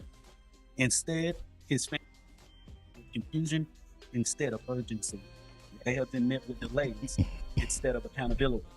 They have been asked to accept excuses. Before I go further, I want to acknowledge his mother and his family. We stand with you. We fight with you. When we are not going to allow your son's life to be minimized or dismissed. Daniel was not just a case. He's a son. He's a student. Let's speed this up. Matters. Confesses them shall obtain mercy. Okay, you're one of those Jesus freaks. Okay, let me get. That's all. Okay, let me see. Anything else? Let's go here. Okay, let's go here. Irvin returned. Daniel Irving left home in a vehicle with 2 or 3 people in this car. Are you serious? Man, I just seen the promo photos of her in the damn shit. Oh my God. Someone asked him to go allegedly fishing. This family and this mother continued doing that day. Okay, wait, let me stop. I'm sorry. Y'all blame Paul for this. I just seen the promo shots for her. What the hell, man? So yeah, they're currently filming right now. Man, this is some bullshit, man. What the hell? Okay, I'm bummed. Let's continue. To call Daniel, no answer. Continue to call Daniel, no answer. Text Daniel to be able to locate Daniel. All of those things failed. Another day goes by. This mother notifies police that this is out of the ordinary for her baby. And she literally gave the police certain options. And when I refer to which police agency that she reached out to, this was Rowlett Police Department. She asked them to ping his phone. She asked them to do whatever they could do to make sure that they could search for Daniel. We know that a couple of days later, that they eventually pinged Daniel's phone. And then the next day, they found Daniel inside of Lake Ray Hubbard. No answers. Nobody called. Daniel left a home with somebody, went out there at Lake Ray Hubbard with something, but nobody called his mother, his siblings. Nobody called anybody, nor called 911. Wait, ain't this the dude that was beefing with Candace Matthews? Oh, wait, ain't this the dude that was a spokesperson for Karmelo Anthony's family? Is this him? Wait a minute, y'all. Okay, remember the family spokesman for Karmelo. Is this the same guy? Because this is all in Texas. What? What? Went back to the house that they picked him up from. Nobody. They were met with silence. and they were asked to be patient. Wow.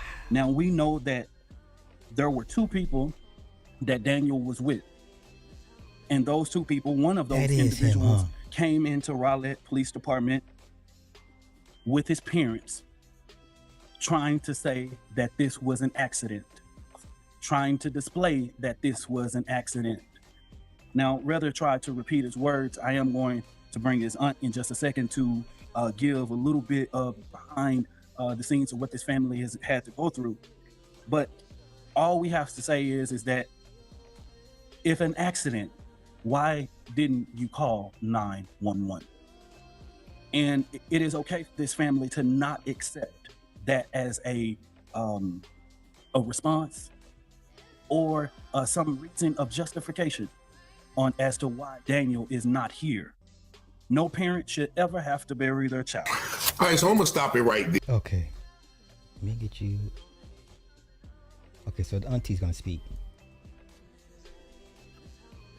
Miss Irving reported her son missing under unusual circumstances, which were indicative Daniel Irving had every intention on returning home, as his money and his ID were left at home. Okay, listen. Now, I need to ask for grace for 2 minutes. Okay, can y'all please extend grace to me for 2 minutes? All I ask is 2 minutes of grace, okay? All I ask is for grace for 2 minutes. Okay? Yes? Can I get 2 minutes grace extension? Okay. Okay. Okay. If you know me, you know me. If you know me.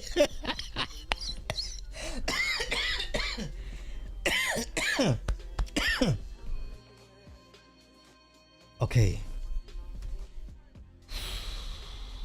This person right.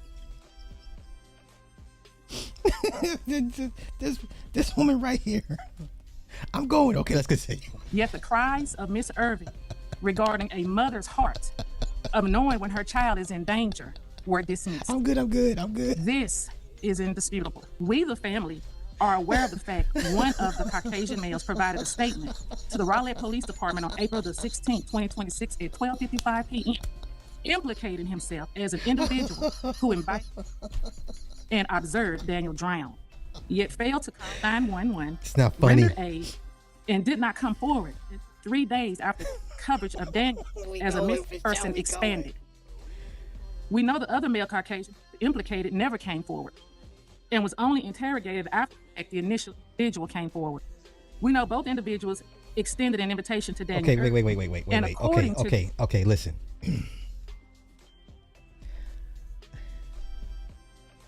Why is she wearing a Halloween shirt? Why, ma'am? Black people, we got to do better. Come on. I'm not saying you throw in a 3-piece customized suit. I'm not saying you throw in, a fashion gown. But why are you wearing a goddamn Halloween Michael Myers shirt? Now I'm getting the. Wait. Why? Where's it at?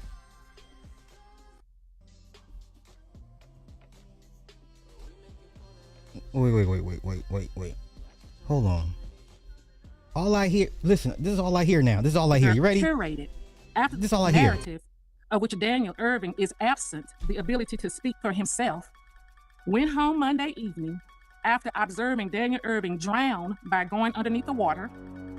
Went to bed and reported to school Tuesday, Wednesday, and Thursday, absent even attempting to contact Daniel's family.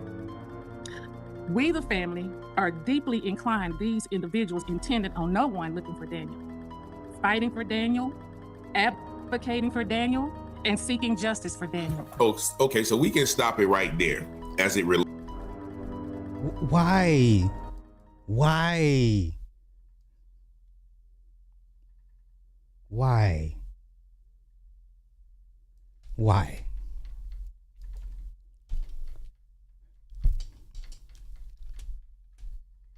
If I'm wrong, you tell me.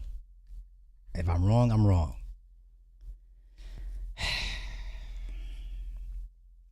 Let's continue. Let's go here. Now we're gonna get up to speed with Nolan Wells.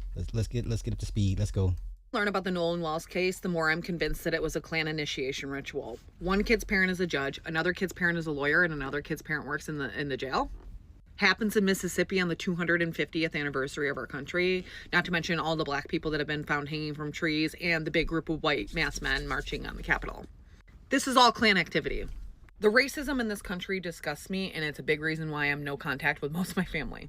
I don't talk about it on here, but I have a black brother, and my mother raised him to believe that racism isn't real. I pretty much started fighting with my family and going no contact with them when Kyle Kaepernick took a knee, because that's when all of them started feeling comfortable in their... His name's Colin, ma'am. Colin Kaepernick, not Kyle, but I hear you. Racist skin. I haven't really had a relationship with my brother since he was 12 years old because my mother cut me out of his life because I took him camping and to a dinosaur museum when I found out that she told him he's not allowed to be a paleontologist because dinosaurs aren't real. And he was like autistic level genius about dinosaurs. And instead of being a paleontologist, she forced him to go to Bible college. And now he's got a bunch of white Christian friends. When I hear about shit like this, I think about my little brother and something like this happening to him or something happening with the police. And like I noted before, I'm not trying to make this about myself. I'm just sharing this information so you could have context about where I'm coming from.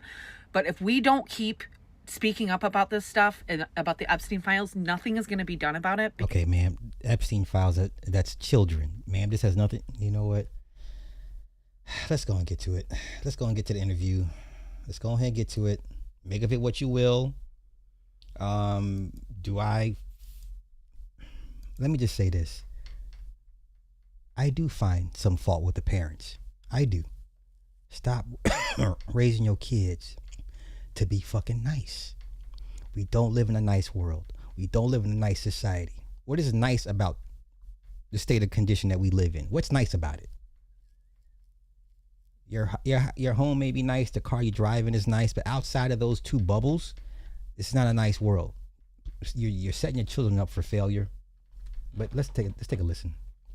More on the mysterious death of Nolan Wells. We're joined by his parents, Christine and Elmore Wansley, as well as their attorney, Ben Crump. And before we get started, first off, I want to thank you for being here under these circumstances. I know how extremely tough it must be, and we can express how sorry we are for you and your family. And first question, how are you two holding on?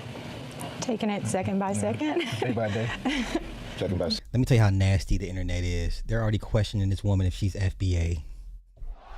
They are already trying to question if this woman is FBA. That conversation has bled into offline in such a rate. It's not even funny. Like, so now you got people actually like, why should we care? Is the boy mama FBA? He looks like Thomas Jones, the former running back of the Bears, right? Second and day by day, which we all can understand. And I just want to ask you, the friends that Nolan traveled to Horn Island with, they say that he stayed behind voluntarily. Why would he stay behind? That we cannot answer. I can't fathom why he would. I don't know why he would. We always taught him to, if you go with a group, you stay with a group. Mm-hmm. Even when he was in college, he would say, Dad, well, we're going to ride down to a party or something in another city. Now, so I always tell him, look, if you go with 5, you come back with 5. Do not separate from the group. Because I always say safety is in numbers. Mm-hmm. And he always said, yes, sir. So he knew to stay with his group. So why would he split from his group? I don't know. So that would have been unusual for him to split from the group. And you said he would always check in with you. Did he check in with you that day?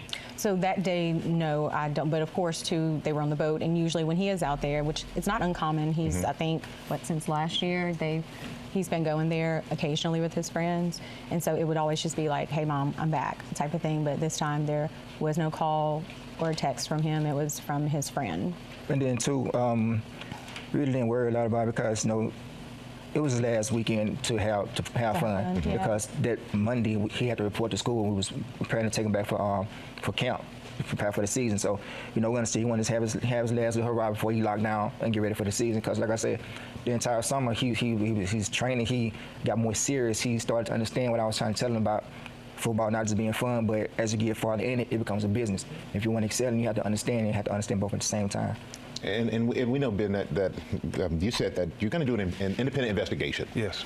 And you say you have Nolan's cell phone and messages were deleted. How could you tell messages were deleted? Well, his parents got the phone back, and that's something that's important, Michael, because they tracked this phone on Life 360. So Life 360, but when I received the phone call from Warren, I immediately called my friend Tashima, and I said, hey, have you guys seen Nolan? Because her two sons, Jalen and Javon, they grew up together. They played City League sports together. When they got into school, they played sports together. And so she was like, hey, okay, the boys were pulling up the location from Snapchat. So the Snapchat location looks completely different than the Life 360 location. So when I pulled up Life 360, it was different. It was showing everywhere the phone had been. I was like, well, it's showing that he's back on land. Like, I'm not. He was like, but no, he didn't come back with us.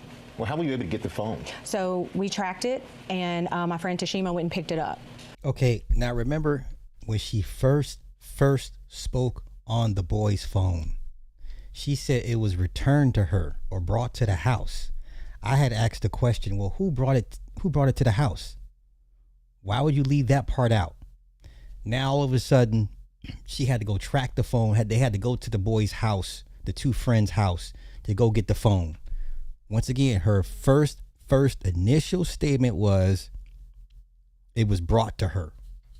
And I remember, it wasn't even a week ago. I said, why would you not? Well, who brought the phone to you? Okay, but come on, let's continue. It wasn't like they said we got his phone, they tracked it. And that highlights all these contradictions, Michael. The fact that they said Nolan was talking to a young woman and she said that he said, I'm going back to get on the boat with the boys. The boy said that he said he was going to stay with her. And so that's an obvious contradiction. And then this video of this, you can hear an argument going where Nolan is saying, give me my freaking phone. What are you freaking doing? And so then his phone ends up missing. I don't know any teenagers, Michael Strahan, who says, if you believe that story, I'm gonna stay behind and I'm gonna leave my phone. I mean, no young person leaves their cell phone. And so then there's so many things their parents were telling us about. Even, why didn't his body wash up with the tide on Sunday? Why would it come on Monday? It's not adding up. And that is the problem when you think about the history of Mississippi. Yeah, so there's so many questions that need to be answered. And is there anything you'd like people to know about Nolan? What would you like them to know about your son? No, it's okay. Nolan, take time. Hey, if you ask me, everybody's guilty until proven innocent. Even parents off their kids. Everybody, in this day and age, everybody's guilty until proven innocent. That's how we must approach these cases moving forward. But let's continue. Nolan was very loving. He was liked by all. It was not a friend he couldn't make. No, we'll be right back with more for the parents of Nolan Wells and attorney Ben Crump. We're back now on GMA with the parents of Nolan Wells, Christina and Elmore Wansley. And I want you to please continue to tell us what you want the world to know about your son. So Nolan was just like this bright light, right? Walk into a room, his smile, his energy was just so infectious. Like it's almost like he drew you into him. And he was just one of those people, like he always wanted everyone to be included. He didn't want anyone to feel left out. I remember one of his teachers emailing us. Okay, so clearly he ain't the dad. We get all that. Clearly he's not the dad. He's a stepdad that stepped up, or he's the dad that stepped up. Ain't nothing wrong with that. But I'm just saying, I'm looking at everybody crazy. Okay, just because you commit the act doesn't necessarily mean you're the one that greenlit the act. Okay, you have those that carry out the act, and then those that actually say, make it happen. Now, who's more guilty? But let's continue. I can't remember what grade he was in, but basically it was math class. They had a special needs student, and she asked a question, and Nolan got everyone to put their hands down because he wanted that student to answer. And so the student answers the question, and she was like, Christine, the classroom, Nolan went crazy, and everyone else started going crazy, just celebrating that child, making them feel included. And that was the person he was. Like, he loved everyone. And I always told Nolan, like, you know, you have to be careful when you have such a big heart like that. I love that God blessed you with that, but you have to be careful with that. Okay. Because, you know, that it's not always returned, that type of love. But he was just genuinely a good person. Okay. Like, I always say, all the best parts of me are with him. And Dad, anything else you want to add? It's just, he's gonna be really missed. I know a lot of his teammates, they all look to him as a leader. He's more like a silent leader. Not real big on words, more action, which is kind of like I was. I really wasn't real big on talking. I really wanted to show you, and you follow me, and people follow him. And it's gravitated. He put in the work, he worked hard, and he knew he was focused on what he wanted. And he wanted to make life better for, you know, his family. He wanted to have his own family. He used to say, Dad, I want to do this, I want to do this, I want to do this. I said, well, son, you got to take it one step at a time. Slow down, let's walk this thing out. You know, let's train, let's sign our deals, let's make these teams, make these camps, put the work in, and everything else will work out. Even his baby brother, their bond got even stronger, because now I have a big brother that he's finna do something, so now I want to outdo that. So his focus and his confidence has got even better. So I was looking forward to both of them having outstanding years. He seemed like he inspired in the home, and he inspired outside of the home. And Attorney Crump, where do we go from here? What's next? Well, the deleted messages that Christina was going to briefly touch on, we want to get the phone and figure that out. Backtrack on that. When we finally got his phone, me and my sister went through the phone. We went in his Snapchat. He had 2 accounts, absolutely nothing. It wasn't even 24 hours, which is how long videos and pictures stay in Snapchat. And I didn't know they was really using Snap like that still. All my kiddos are all on Roblox and WhatsApp and Telegram. So I didn't know people were really still using Snap like that. But so Colin Kaepernick paid for the autopsy, the private autopsy, and Tyler Perry's paying for the funeral. That's great. That's great. But like I said, I'm looking at everybody crazy at this point. I was just like, that can't be. Like, I've seen Nolan whenever he snaps, like when he goes and he's having fun, like he does videos. Like, there was absolutely nothing, no saved videos. And even my sister was like, yeah, that's suspicious, Mike, you know. We having an independent autopsy done at the behest of his family. Colin Kaepernick helped pay for the independent autopsy. We flew his body up from Mississippi to D.C. because they wanted an autopsy done by a person with no interaction with the Mississippi law enforcement, because there's an issue of trust here that is really important. And the fact that they keep trying to say, well, suggesting it was a drowning, but nobody out there reported him drowning, it's not adding up, Michael Strahan. It is not adding up.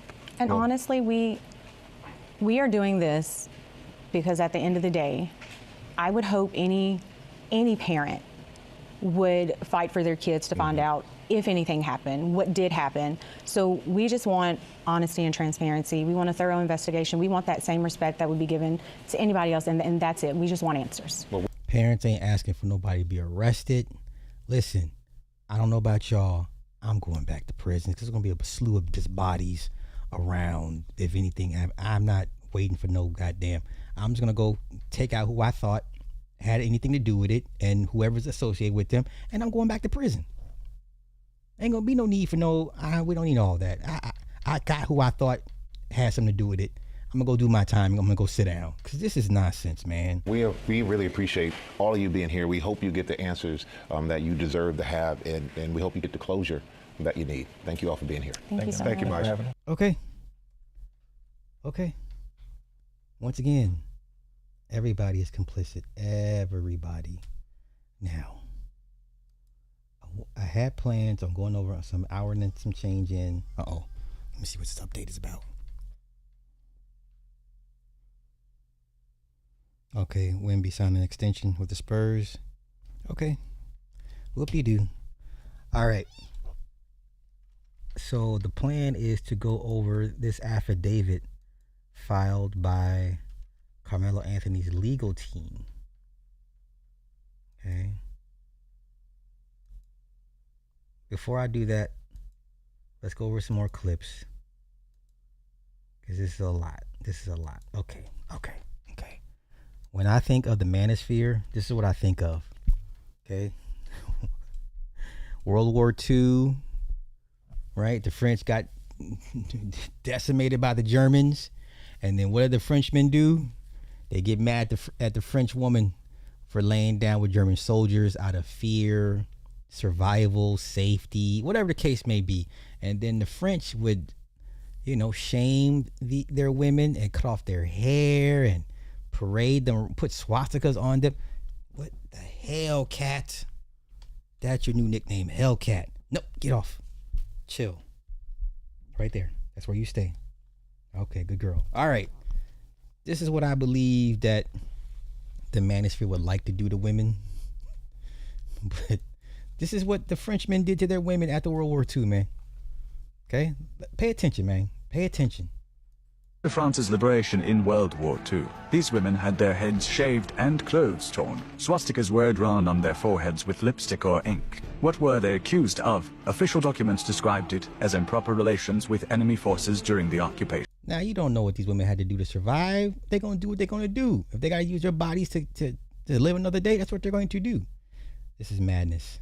Some women had simply served meals or done chores for German soldiers. Others worked as translators for the occupying army. In some cases, accusations stemmed from neighborhood dispute. After the war, France needed symbolic culprit. Men who had been unable to resist the Germans now emerged, directing their anger toward women. A nationwide ritual of public shaming began. Barbers took razors and shaved their heads in front of crowds. Onlookers gathered, some spitting on them, others throwing stones or tearing their clothes. In Lyon, a teacher named Suzanne was stripped and paraded through the streets after teaching French to German soldiers. In Bordeaux, 12 women accused of dancing with Germans had their hair burned and the ashes rubbed on their faces. French archives record over 20,000 women subjected to these humiliations. This was not justice but revenge. Historians later called it frantic purification, not a legal process, but emotional outbursts without trials or evidence. Those who stayed silent during the war now sought to become heroes afterward. These women became convenient symbols, a way to wash away shame.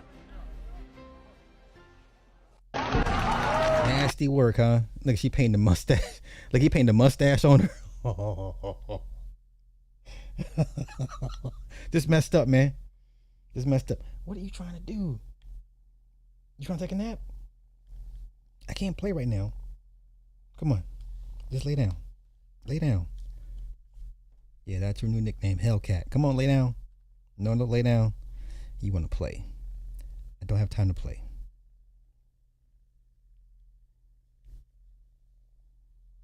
She wants to play. I'm sorry, y'all. Okay, let's continue. Let's continue. Let's continue.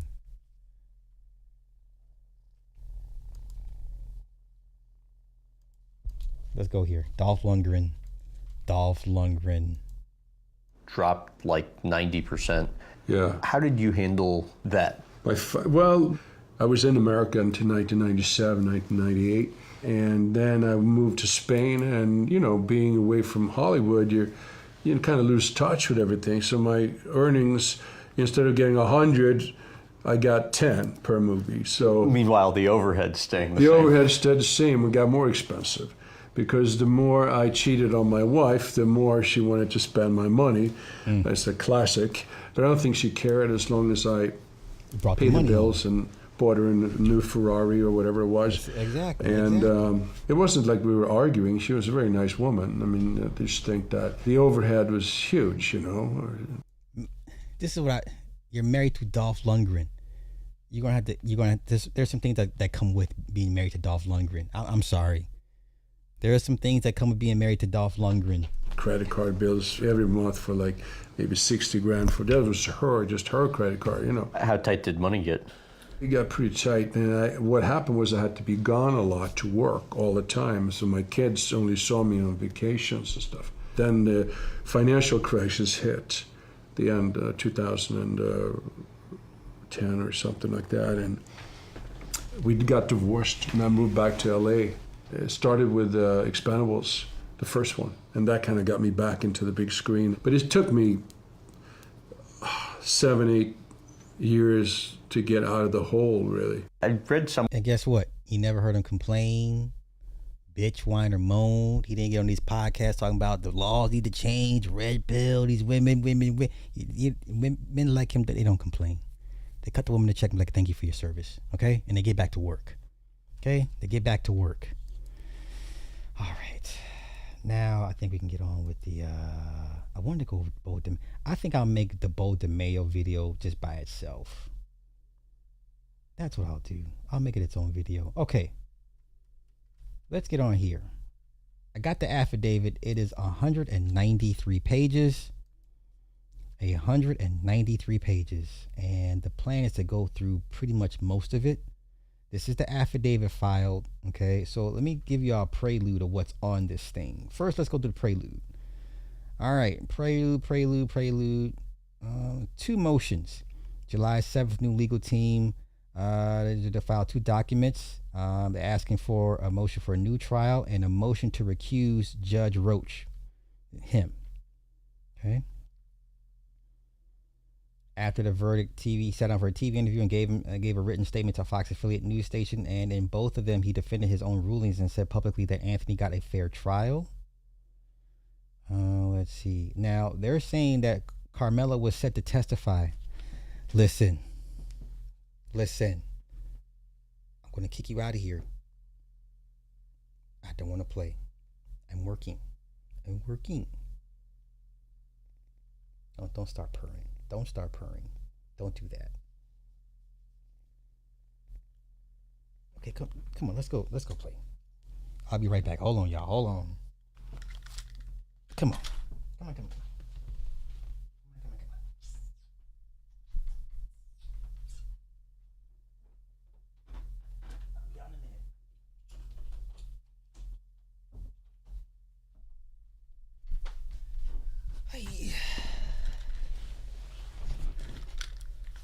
All right, lo siento. All right, let's go.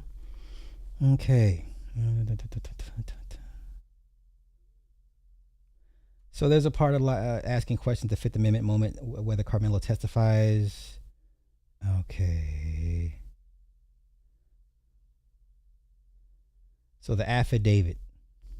There's a motion, sworn affidavit from Mike Howard, that's Karmelo's original attorney. Howard lays out that before this trial even started, he and lead prosecutor Bill Werski had what they called a gentleman's agreement. Werski's own words, according to the affidavit, were that both sides should try the case clean, based only on what happened under the tent that day. Nothing about anybody's character, anybody's reputation, no bad acts for either side. They worked this out over several calls on a May 21st meeting in the judge's own chambers, and it eventually got written into a motion the defense drafted themselves. So here's what the agreement was. The defense had witnesses ready to testify about the Metcalf twins' reputation for bullying and violence, teachers prepared to speak to their disciplinary records, testimony lined up about an arrest tied to racist graffiti, a neuropsychologist ready to explain how Karmelo's epilepsy affected his perception of threat in that moment, a forensic psychologist on adolescent brain development and fight or flight, a mitigation specialist for sentencing. None of it made it in front of the jury. They restructured their whole opening statement and jury selection around not going there, trusting the state would hold up their end too. Even his mother got boxed in by this. The affidavit says Werski agreed her testimony could only go to what he called the standard. I love my son, please show him mercy. That was it. That's all she was allowed to give her own son at sentencing. Okay. The defense handed over its motion in line. The prosecution handed over a 75-page document called the state's notice of intent to use extraneous offenses, which per the affidavit laid out plans to use the contents of Karmelo's cell phone and his school disciplinary records against him. 75 pages of ammunition, and per the motion, the state ultimately rested its punishment case without a single page of it, exactly as the agreement called for. So this wasn't a case where the state walked in with nothing and the defense unilaterally gave up something. Both sides had real ammunition sitting on the table. The agreement is what made both of them set it down. Okay. So the Metcalf twins' reputation for violence goes directly to something called the ambiguous aggressor rule. Okay, so now let's get to it. We're gonna burn through this motherfucking we gonna burn through this son bitch. All right. Okay.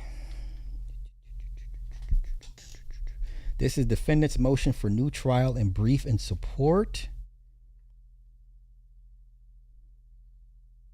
The court did neither. The access regime limited public attendance to a narrow daily admission period, a small number of seats, and no continuing overflow or audio or video access after jury selection, because that closure affected the trial proceedings themselves.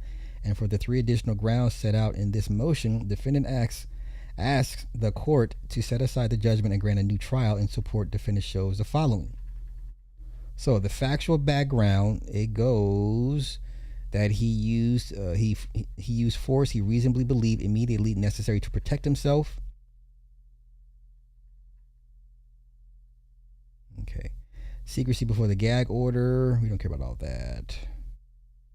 The gag order's terms were sweeping unless first approved in writing by the court. No covered person could make any extrajudicial statement that addresses the character, credibility, expected testimony, guilt, or innocence, or any party or witness that evidence anticipated to be introduced at trial. Okay. Let's see. No evidence is recited. The order permitted only procedural announcements and statements required by legal or ethical duty.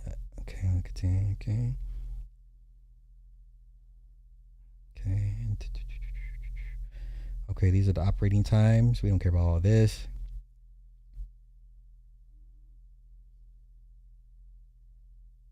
Okay. Available seating, overflow, jury selection. Overflow. Okay, the accommodation existed only while no witnesses testified. So jury questionnaire, auxiliary viewing room, none, courthouse is closed, voir dire. Okay. On June 4th, the first day of testimony, that room was eliminated, and on every documented day of testimony thereafter, members of the public were excluded. The accommodation existed precisely when no witnesses were testifying and vanished precisely when the evidence began. Okay, overflow, exclusion. The excluded public was not there. Okay, they wanted a public trial. Okay,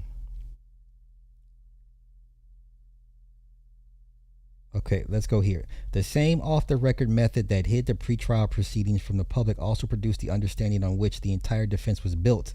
Beginning in early May 2026, the lead prosecutor proposed that the parties try the case clean, based only on what happened under the tent that day, with neither side offering character, reputation, or extraneous conduct evidence concerning either the Metcalf twins or the defendant.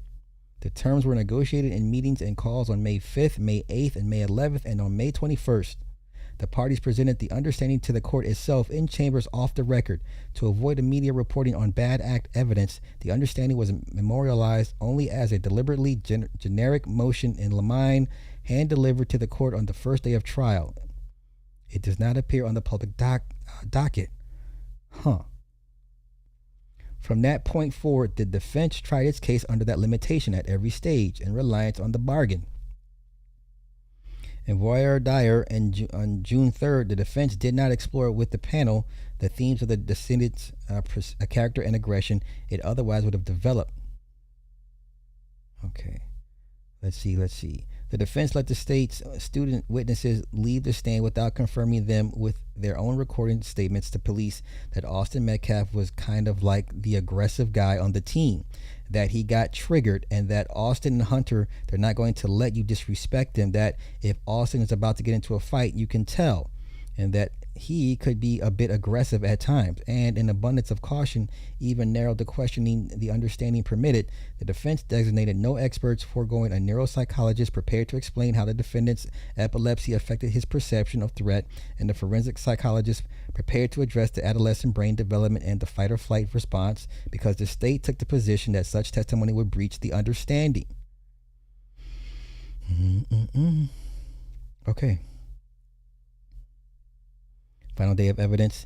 After the defense had spent voir dire its opening entire cross-examination of the state's case, and the first day of its own case honoring the bargain, the lead prosecutor announced that the agreement had never contemplated a testifying defendant, and asserted that defense counsel had already opened the door by mentioning in opening that the defendant played chess, a position the court itself rejected.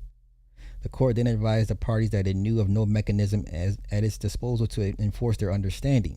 An understanding that throughout the months the defense relied upon existed on no record, because it had been reached and presented to the court off the record. And if that defendant testified, the door to character and extraneous offense evidence would almost certainly open. Well, shit, throw him on the stand there at this point. What do you got to lose? Wow. Allotted 10 minutes, the defendant elected not to testify. He was only given 10 minutes to figure out. Y'all, do y'all understand how bad this is?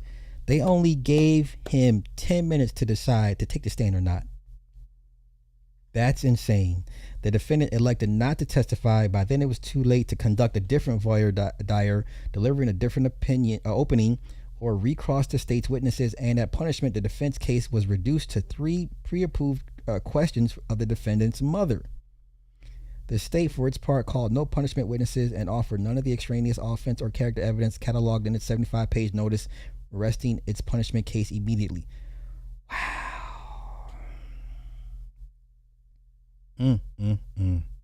This kid did not stand a chance. The trial itself was run at speed.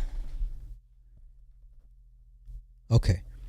On the a day on which several defense witnesses were unavailable, trial counsel told the court, this is on a Saturday, y'all. When's the last time you heard them go to court on Saturday? Trial counsel told the court that the schedule could force the defense to call the defendant out of order. The state rested midday Saturday, and the defense began its case that afternoon. The repudiation of the parties' understanding described above and set out fully in part 4 below. Okay, the final day of evidence. When the moment came for the defendant to make the most consequential decision of the trial, whether to waive his Fifth Amendment privilege and testify, the court allotted the defense 10 minutes to counsel a 19-year-old through it and denied counsel's request for additional time. Wow. The defense rested that day after the shortened session, and the jurors were sequestered overnight in a hotel, informed that if they did not reach a verdict on Tuesday, they would remain sequestered. They were ready to go home. On Tuesday, June 9th, the court delivered its charge. The parties presented closing arguments, and the jury deliberated approximately 3 hours before finding the defendant guilty of murder. This kid was cooked from the get-go. 2 days after imposing sentence, the trial judge gave a televised interview defending the restrictions, describing the decision to bar cameras and streaming as an easy decision, acknowledging that he sometimes thinks maybe he should have at least audio streamed or something so people could hear it, and explaining that he declined to do so because people are going to distort whatever happens. Now that the trial is over, it is important to me to provide transparency. So in a public letter on June 17, 2026, he thanked the other judges of the county for adjusting their own dockets to accommodate this trial. At minimum, raising a fact issue about available courthouse space, available staffing, and available alternatives that should have been considered before the overflow accommodation was withdrawn. So they withdrew the request for overflow. Okay. Let's hear. Look at because the reporter's record of the trial had not been prepared, the official court reporter had advised counsel that no portion of the trial had been transcribed, and because the case file had been held in chambers rather than in district clerk's public record, the recitation above is drawn above from the indictment, the court's charge, the public docket, the court's own orders and public statements, the attached affidavits and declarations, and counsel's knowledge. Defendant will offer evidence at the hearing in support of the grounds timely raised herein. Jesus, Pete. This kid was cooked.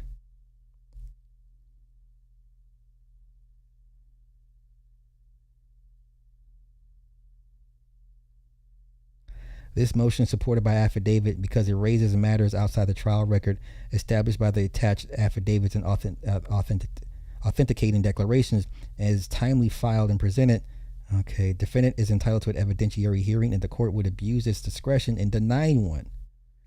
These are the case laws. Hobbs versus State. Under these circumstances, refusal to hold a hearing would be an abuse of discretion because the motion and its supporting affidavits raise matters not determinable from the existing record that, if true, could entitle defendant to relief. Okay, first ground for new trial. The court violated defendant's Sixth Amendment right to public trial by materially restricting public access to trial proceedings without the findings and alternatives required by Waller, Presley, and Stricker. Jeez, man. man, this kid was okay. Demands for contemporaneous public access. It did not. The court's order gave the general public only a 10-minute daily initial admission window. Left roughly 24 seats for public observers in a nationally watched murder trial, barred meaningful re-entry during proceedings, and provided no overflow room, no audio feed, and no video feed for those foreseeably turned away. Okay, we got all that. Open courtroom belongs to the people, okay, who fund and sustain it. Okay. So you got case law here. We're backing that up, okay. Public trial, history explains, okay.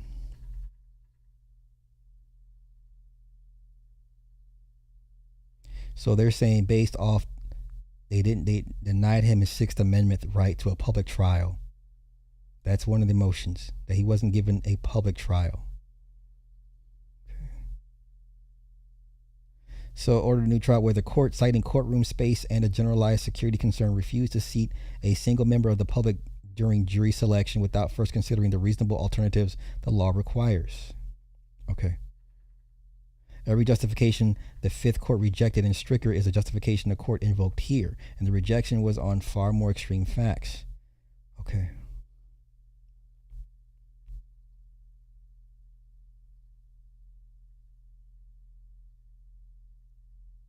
Okay, this is interesting. A second court of appeals reached the same result weeks later on facts materially indistinguishable from the space rationale invoked here. In Hernandez versus State, the 14th Court of Appeals reversed a capital murder conviction and ordered a new trial because the trial court closed voir dire to the defendant's family and public, citing an 80-person venue and a lack of physical space without conducting a Waller analysis, making findings or considering reasonable alternatives. Okay. The court held that concerns about space must not outweigh a defendant's Sixth Right Amendment, and admonished the trial courts are expected to know and apply this basic rule.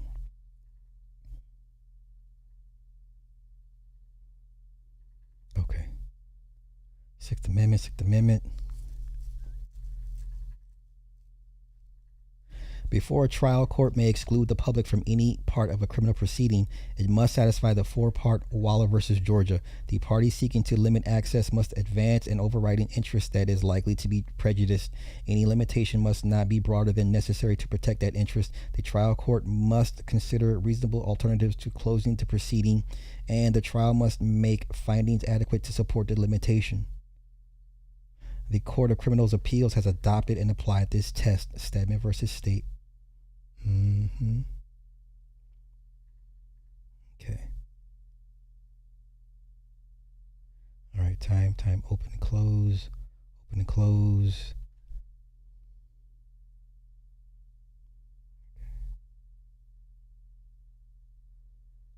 Okay, more motions. Okay, one member of the public attended the trial nearly in its entirety and provides a day-by-day account that corroborates each of these features from the inside. Okay.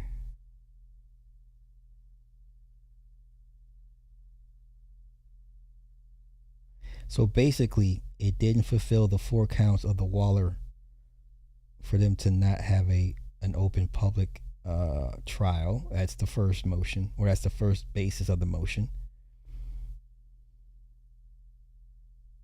Okay.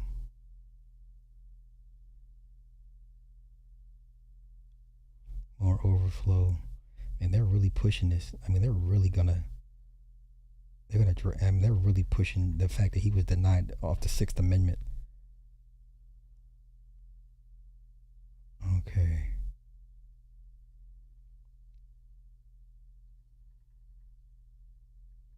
Don't worry, I'm gonna burn through this, but I'm gonna key in on the important parts.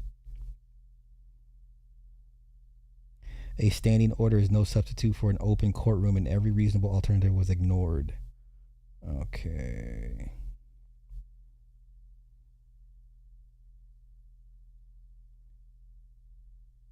The trial court is obligated to take every reasonable measure to accommodate public attendance at criminal trials, and the burden of doing so rests on the court itself. Texas courts have a proven readily available means of discharging that burden when an in-person seating is limited, real-time public access by audio or video live stream. Oh, here we go. During the COVID-19 disaster, when the shelter-in-place orders made attending the hearing in person a punishable offense. Wow. You mean you could be punished for that? That was crazy. The emergency orders of the Supreme Court of Texas required that proceedings continue with reasonable notice and access to the participants and the public. That was during COVID. That's crazy. Okay. So more of that. Is the Cochran law firm? Yeah, they're still in operation, but they're nothing. Johnny was the Fangs, man. He was the Fangs. They're still active. There's one. They had a branch in a law office in Chicago. Okay, we're still running. So they're going to really run with this denial of public court. So I'm going to kind of speed through all of this. Closed courtroom. So all right, okay. So we got the gist of it. So here we go. Second ground. So the first ground was for denial of his Sixth Amendment for an open trial. That's the first ground. Second ground is for the state's repudiation of the party's unrecorded agreement limiting character evidence after the defense relied on it. So the defense is saying we had a gentleman's agreement, and then the state kind of changed it up at the last minute. So unrecorded agreement limiting character evidence after the defense relied on it, coerced the waiver of the defendant's rights to testify, denied him a complete defense, and warrants an evidentiary hearing. Wow. Okay, now we're getting to it. Now we're going to get to it.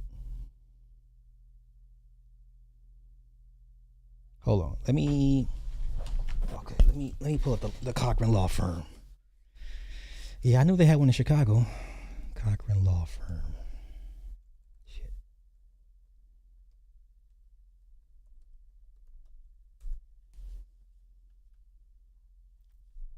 It's not them.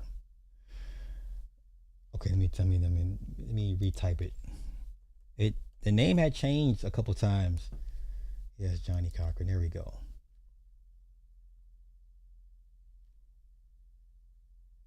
The Cochran firm. So this is them. Yeah, they're still in practice. But like I said, man, Johnny was the Fangs, man. 28 office locations. No. See, yeah, that's the one I know of, Chicago. But they got 28 offices. Atlanta, Cincinnati, Dothan, Jackson, Miami, Philadelphia, Shreveport, Wilmington, Baltimore, Cleveland, Fort Worth, Jackson. Y'all can see all that. Yeah, they're still operation. You just don't hear about them no more because they don't really take in any high profile clients like they used to, for whatever reason. Yeah, but for whatever reason. But yeah, they're still but Johnny was the heart and soul, the face of it, man.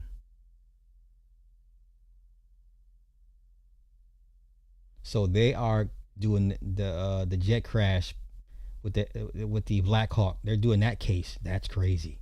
So they're doing this case here. They're gonna win. So the families of those killed on that passenger plane that crashed into the Black Hawk, well, they're gonna win some money. They're gonna get there. So they're trying that case. I mean, yeah. Yeah. Yeah. Oh, look at this. Current litigation, hair relaxer. Frequent exposure to these chemicals contributes to increased cancer risk. So they're black women. They fighting for y'alls with this hair relaxer shit. I came front. I used to get my hair relaxed too. You know, DJ Quick had us all doing our shits. You know what I'm saying? So,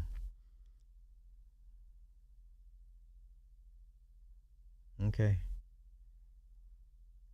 So 2 major cases: hair relaxer, the Depo shot from Pfizer, and the helicopter airplane crash. So they got 3 major cases going on at the same time. So they're obviously they're still kicking ass. So good for them. Good for them. All right, let's get back to okay. This is the second rounds. Okay. So they're saying this is how they got handcuffed. So before and during trial, the state and the defense operated under an unwritten understanding that certain character and extraneous offense evidence would be excluded and would not be offered at trial. In reliance on that understanding, the defense made strategic commitments it could not later retract. It conducted voir dire and the selection of the jury, delivered its opening statement, and cross-examined the state's witnesses, including foregoing questioning it would otherwise have pursued concerning the knife, on the assumption that the agreed-upon evidence would not be introduced. The understanding was never reduced or to writing or placed on the record. Okay. So, defendant was himself an eyewitness to those events. The defendant therefore understood by the plain meaning of the prosecutor's words that the defendant could testify to the incident just as any other eyewitness without opening the door to character, reputation, or extraneous offense. Okay, so the agreement was he can testify, but you can't attack his character or his past past offenses. Okay. In reliance on that agreement, the defense forebore thought throughout the state's case from the cross-examination it otherwise would have conducted, declining to confront the state's student witnesses with their own prior statements describing the complaint's aggression, such as Austin Metcalf was kind of like the aggressive guy on the team. That's from Mason Nordyke, that he got triggered. Edwin Parra, that Austin and Hunter are not going to let you disrespect them. That's Jose Mara, that if Austin is about to get into a fight, you can tell, from Luke Stevens, and that Austin can be a bit aggressive at times, from Tiffany Whitaker. So when we were saying those kids were coached on the stand, they just weren't asked. They weren't asked the questions that the defense would have been allowed to ask had they not been under that gentleman's agreement. Okay, if what I'm saying makes sense. This is insane.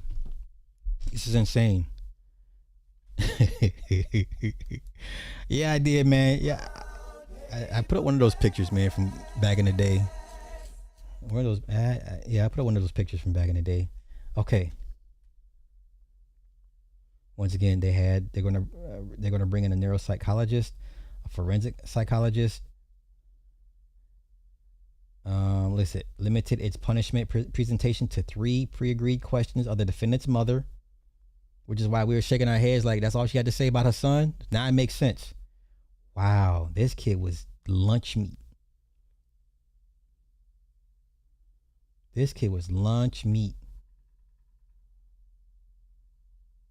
The prejudice was compounded by the court's response to assess whether the door had been opened. The court engaged in further review and previewing of the evidence. The court itself addressed an understanding and stated that any such agreement between the parties would be unenforceable, confirming that the dispute over the alleged understanding was squarely before the court, and that the defense's claims reliance could not be vindicated through enforcement of the existing record, because there was no record presented. On the present record advancing a freestanding claim of prosecutorial misconduct, the existence and terms of the understanding and the circumstances of its repudiation are disputed and require development at a hearing. The repudiation coerced the defendant's decision not to testify. After the state disclaimed the agreement, the court advised that it knew of no mechanism to enforce the agreement and would rule under the rules of evidence alone, and it allowed the defense only about 10 minutes after requiring counsel to review the entire direct examination with the prosecutor to decide whether the defendant would take the stand. Forced to choose between testifying and exposing himself to the very evidence the state had agreed to withhold or preserving the forbearance the defense had already performed, the defendant elected not to testify. Fuck all that. Put him on the stand. This is your life on the line at this point. So the state broke its agreement with you. Yeah, listen, kid, they're going to ask you a whole bunch of stuff about your past. We can't, you got to go on the stand. Good luck. You understand? A 180-degree change in the defense strategy and was the direct consequence of the breach of the agreement. Wow, this kid was cooked.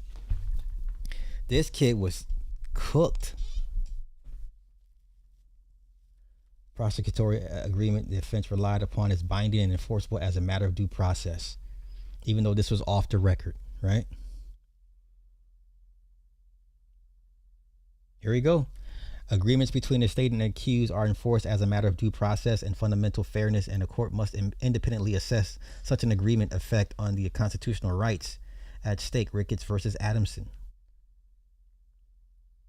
This kid did not stand a chance, man.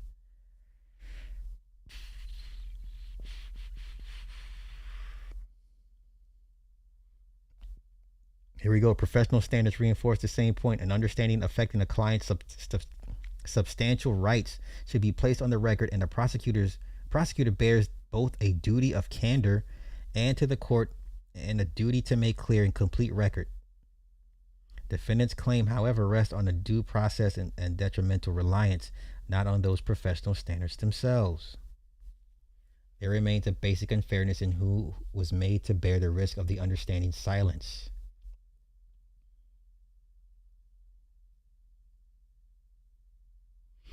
A young man and a recent high school graduate with no training in the law cannot fairly be charged with having failed to secure what the seasoned professionals around him left unwritten.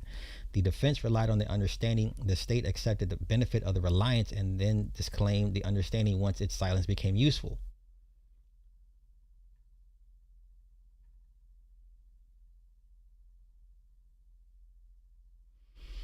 Wow. The agreement was never reduced to writing, embodied in an order, or recited on the record when it was made. To complete the record, the defense both furnished its own recitation of the agreement in trial counsel's affidavit and requested the state's by email June 25, 2026 to counsel for the state. Undersigned counsel asked whether there was some type of agreement between the state and defense regarding extraneous offenses, whether it was not reduced to writing, and if so, for the state to state what you believe the agreement was from the state's perspective, and further inquired about the procedure by which pleadings were delivered to the court but received and not filed, and about any written waivers signed by the defendant or his counsel. Wow. Okay, so in summary, the grounds and facts supporting a new trial on the second ground are these. The state induced the defense to try its case under an unwritten agreement limiting character and extraneous offense evidence, foregoing cross-examination of witnesses and its own client's testimony in reliance on that agreement, and then repudiated the agreement after the defense had performed, coercing the involuntary waiver of the defendant's rights to testify and denying him the right to present a complete defense. Because the agreement and its repudiation were placed off the record, an evidentiary hearing is required to resolve them. Should the court not find the second ground persuasive, it should consider the third ground for new trial. And here we go. The court's unsupported provocation instruction improperly limited the defense right of the self-defense. So first grounds is he was denied the Sixth Amendment of an open trial. Second ground is the unwritten rule that he was bound by, the gentleman's agreement. Okay. This is the third ground. Unsupported provocation instruction improperly limited the defense right of defense. This is horrible. Okay. A provoking the difficulty instruction is one of the few charges that can take a defense away from the jury altogether. Properly given, it tells the jury that a defendant who provoked the encounter forfeits the right of self-defense he would otherwise enjoy. For that reason, the Court of Criminal Appeals has held that the instruction may be submitted only when the evidence supports each of its three elements, and that giving it without the support is error under Smith versus State.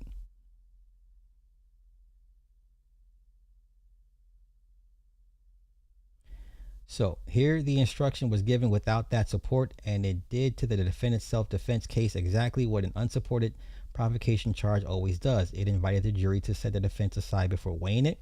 On a record in which self-defense was the heart of the case, that error was not harmless, and it requires a new trial. The defendant's defense at trial was self-defense, and the jury was charged on the justified use of deadly force.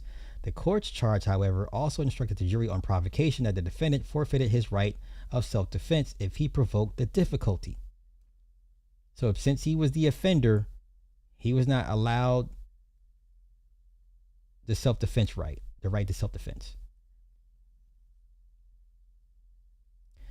The charge here gave an instruction. It directed the jury that if the defendant immediately before the difficulty did some act, used some language, or both with the intent to produce the occasion to bring on the difficulty and kill Austin Metcalf, and that such conduct was reasonably calculated to and did provoke a difficulty to which Metcalf responded by attacking or appearing about to attack him, and that the defendant then killed Austin Metcalf in pursuance to his original design, the jury will find against the defendant's claim of self-defense because they're asserting that Karmelo started it. Okay. Wow. This kid was, Jesus Christ. He had no chance. The third Smith element, intent to provoke as a pretext to inflict harm, was absent, and the charge demanded even more, requiring finding the defendant acted with the intent to produce the occasion to bring on the difficulty and kill Austin Metcalf, and that he killed in pursuance of his original design. There was no evidence that the defendant approached or spoke to Austin Metcalf with a preformed design to kill him under the pretext of self-defense. Exactly. You know how hard it is to prove intent on a first-degree murder charge? That's why they always bump it down to second degree or manslaughter, because you got to prove intent. Like, you need a written letter or a video recording. You know what I'm saying? Like, I woke up today and I feel like doing this, and they recorded it. Like, that's insane. A sudden confrontation in which the defendant used force he believed immediately necessary to protect himself, submitting a provocation instruction on this record was error, because it authorized the jury to deny the defendant his right of self-defense, even if he otherwise acted in lawful self-defense. Terrible. The error was harmful and it was preserved. The defendant objected to the submission of the provocation instruction. Because the error was preserved, reversal is required upon a showing of some harm.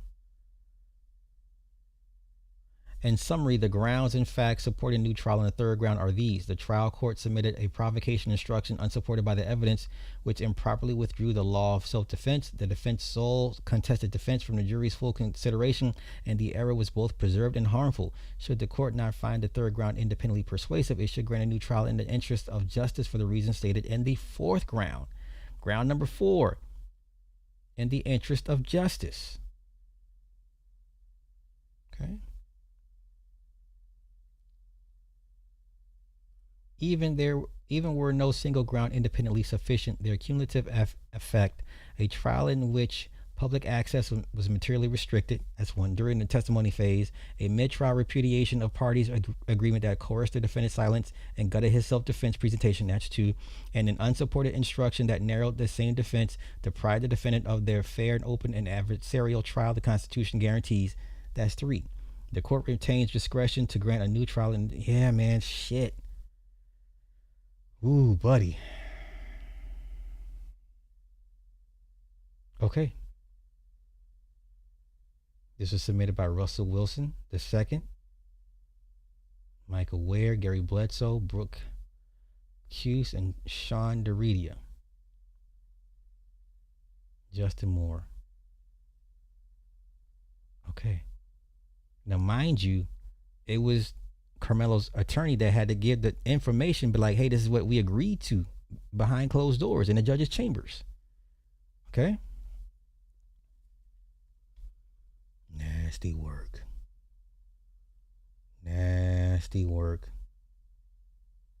So these are the amendments. Filing. These are all the filings. Okay. So we can burn through these. So there's the, okay, that's what they're, okay. Restricted security perimeter. The yellow is the building access. The blue is the traffic areas. So they're laying out their case as to why was this prevented for overflow? Why couldn't we have a public trial? Okay. So this is their evidence to submit, right? And Judge Roach signed off on this. The gag order. This is the gag order he enforced. I'll say this. It's thorough. This is a very thorough affidavit for sure. This is very thorough. Look at all these goddamn subpoenas. Look at all these subpoenas, y'all. Look at all these damn subpoenas. Lord have mercy.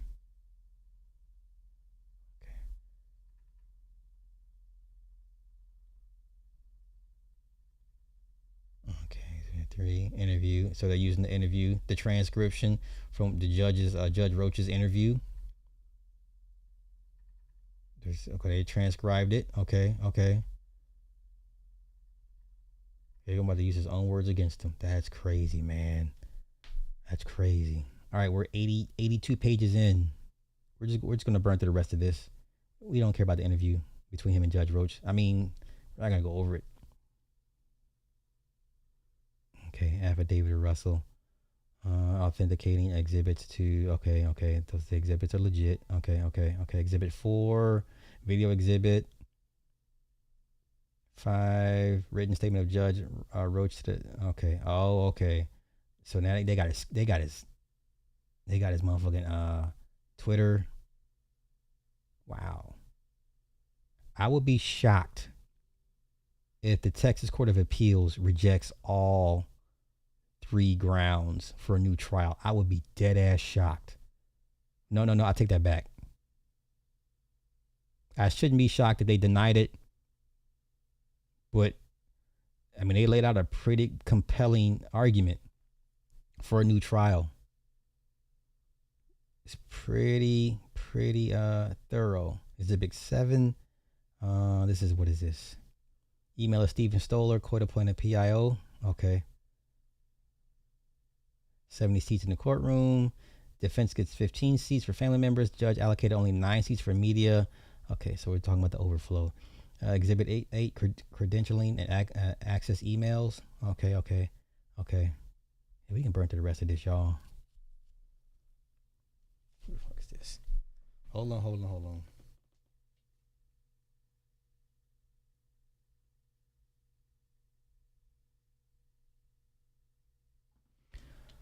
Okay. Media credentials, Exhibit 8C, media access, independent journalist inquiry, overflow room eliminated. Okay. So this is all basis for that first grounds for the denial of the 6th Amendment to a public trial. Okay, no ban. Overflow. Sergeant Davis' conversation regarding admission of the media and public cell phone video transcript authenticating affidavit. Okay. So he spoke to a cop. Okay. Yeah, we can burn through the rest of this. 40 pages, y'all. 40 more pages. Okay, this is the affidavit of Mike Howard. Mike Howard.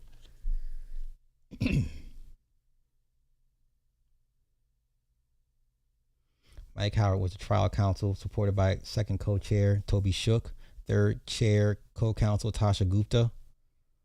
Okay, so these are the people that worked at lead prosecutor in the case, brought up the possibility of the agreement of a number of times, well before the agreement was discussed in detail and eventually reached when mentioning a proposed agreement.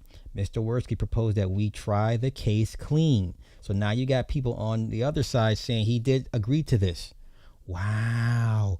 Which he defined as based only on what happened under the tent that day and not go into character, reputation, or extraneous offense and or bad act evidence applicable to either Austin and Hunter or Karmelo.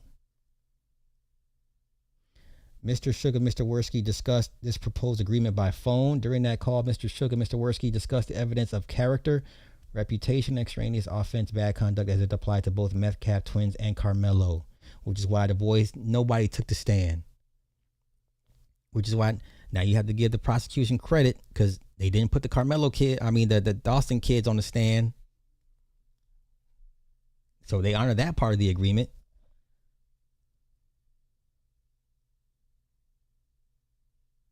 On May 8th, 2026, defense and prosecution teams met in Collin County grand jury room. The prosecution team gave us a document entitled State's Notice of Intent to Use Extraneous Offenses, and we gave them a document entitled Anthony's Motion in Lamine regarding the admissibility of pertinent character trait evidence under the ambiguous aggressor rule, and evidence under Texas Code Criminal Procedure Art 38.36. After tendering to each other our respective extraneous filings and briefings, we then discussed the proposed agreement, which Mr. Werski referred to as a gentleman's agreement. Mr. Werski outlined the proposed agreement as follows. Both sides try the case without character, reputation, or extraneous evidence for either the Metcalf twins or Karmelo, and just try the case based on what happened under the tent. And during another description during that meeting, what happened on the day of the incident. Seeking clarification, I asked, and Mr. Werski confirmed that this would mean that the defense would not go into evidence relating to the Metcalf twins' character, reputation, and extraneous offenses related to violence, bullying, inclusive of discipline and write-ups in exchange the Metcalf twins school records within this framework, as well as racism. In exchange, the prosecution would not go into character, reputation, or extraneous offenses, acts, evidence relating to Karmelo, inclusive of the contents of Carmelo Anthony's cell phone and school disciplinary records. I'd have been like, fuck that. Let's go to war. That's crazy. At this meeting, I saw clarification on how this agreement would work practically, specifically how to handle the possibility of opening the door to this evidence from either side. During this meeting, Mr. Worski repeatedly expressed his concern that the defense would kick open its own door by asking questions of witnesses that would delve into the issues restricted by the agreement. I asked about specific statements made by witnesses interviewed by police and captured on video and the day of the incident, where those witnesses discussed the Metcalf twins being passionate, triggered, and not tolerating being disrespected. Mr. Worski eventually agreed that questions narrowly tailored to ask about specific statements the witnesses made to the police about the incident under the tent on April 2nd, 2025, including statements just described about the mindset and actions of the parties involved. And how do you bypass all that? How does that not come up? That's crazy. That's crazy. The prosecutor team replied that they had not considered us calling experts to testify during the guilt-innocent phase. They stated that if the defense called experts to testify regarding Mr. Anthony's epilepsy or about a fight-or-flight response, they considered expert testimony like that to violate the agreement and thus open the door to character, reputation, and extraneous off. Wow, this kid was fun. Holy cow! His Carmelo's attorney's trash. Mike Howard, trash. Trash. Wow.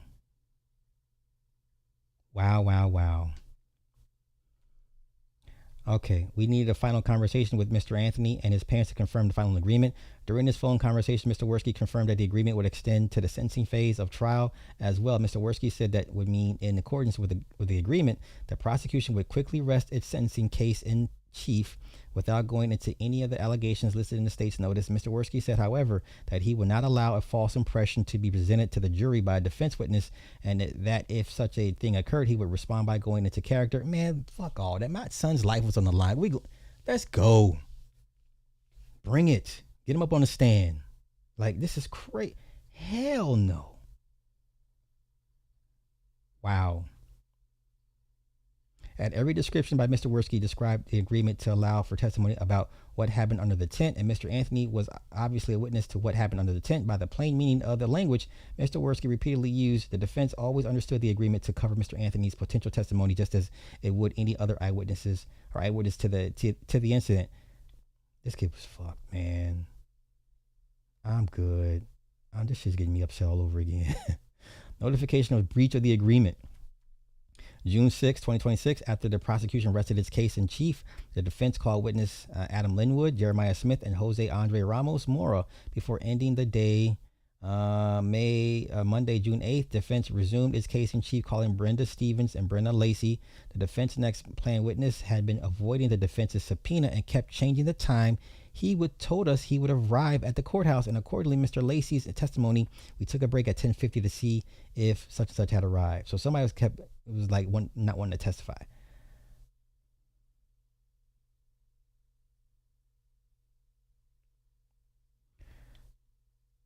Okay. During the 10:50 a.m. break, back in the hallway, the judge's chambers, the judge asked us for an update about timing, how many more witnesses, etc. I explained that the next witness was the defense had planned to call was a Centennial High School coach. Mr. Worski asked what the coach would testify to that did not pertain to Mr. Anthony's character. I explained that this coach had witnessed Mr. Anthony's seizures, so he would testify about Mr. Anthony's epilepsy based on his personal knowledge. Mr. Worski then argued the testimony about epilepsy was irrelevant at guilt, innocence, and to the extent it was relevant, would open the door to character, reputation, and extraneous evidence against Mr. Anthony. In plain terms, it would breach the agreement. So the very thing that could get him off to beat this case, they didn't do it. Wow. I stated that I disagreed, explaining how it was relevant to Mr. Anthony's state of mind pertaining to self-defense, and that it did not relate to character, reputation, extraneous evidence in any way. But Judge Roach agreed with Mr. Worski that he thought testimony about epilepsy was not relevant during guilt, innocent, and would open the door to character. Jesus Christ. Based on this, I informed the court that I would not call the coach and that I anticipated having 1 or 2 more witnesses before I would call Mr. Anthony in response to the judge's question about likelihood of Mr. Anthony testifying. I told the judge that we would need to confer with Mr. Anthony about his Fifth Amendment decision regarding testifying, but I was 99% sure that he would, in fact, testify.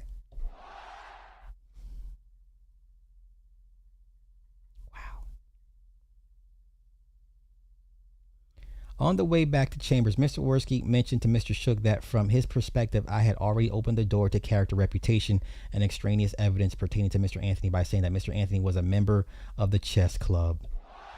During my opening statement, I did not say anything about a chess club at any time during my opening. I said that Mr. Anthony played chess during my background description of him and his hobbies. Mr. Worski also stated that from his perspective, the agreement did not cover a testifying defendant. Mr. Shook alerted me, and Mr. Worski, Mr. Mitchell, and Mr. Shook and I stood in the well of the courtroom, and Mr. Worski repeated these statements, adding that the prosecution never thought that the defense would call Mr. Anthony to testify. Back in the judge's chambers, Mr. Worski repeated his assertion that the agreement between the prosecution and the defense never contemplated a testifying defendant. He elaborated, stating that he had never thought we were calling Mr. Anthony as a witness. He also repeated his claim that I had already violated the agreement during my opening statement by saying Mr. Anthony was a member of the chess club. It is important to note that this was the first time Mr. Worski mentioned that he believed I had violated the agreement days earlier by mentioning that Mr. Anthony played chess during my opening statement. Although the prosecution and defense teams had conferred many times throughout the prosecution's case in chief about various issues, this was the first time Mr. Worski brought up this assertion. So he took the prosecutor at his word. Okay.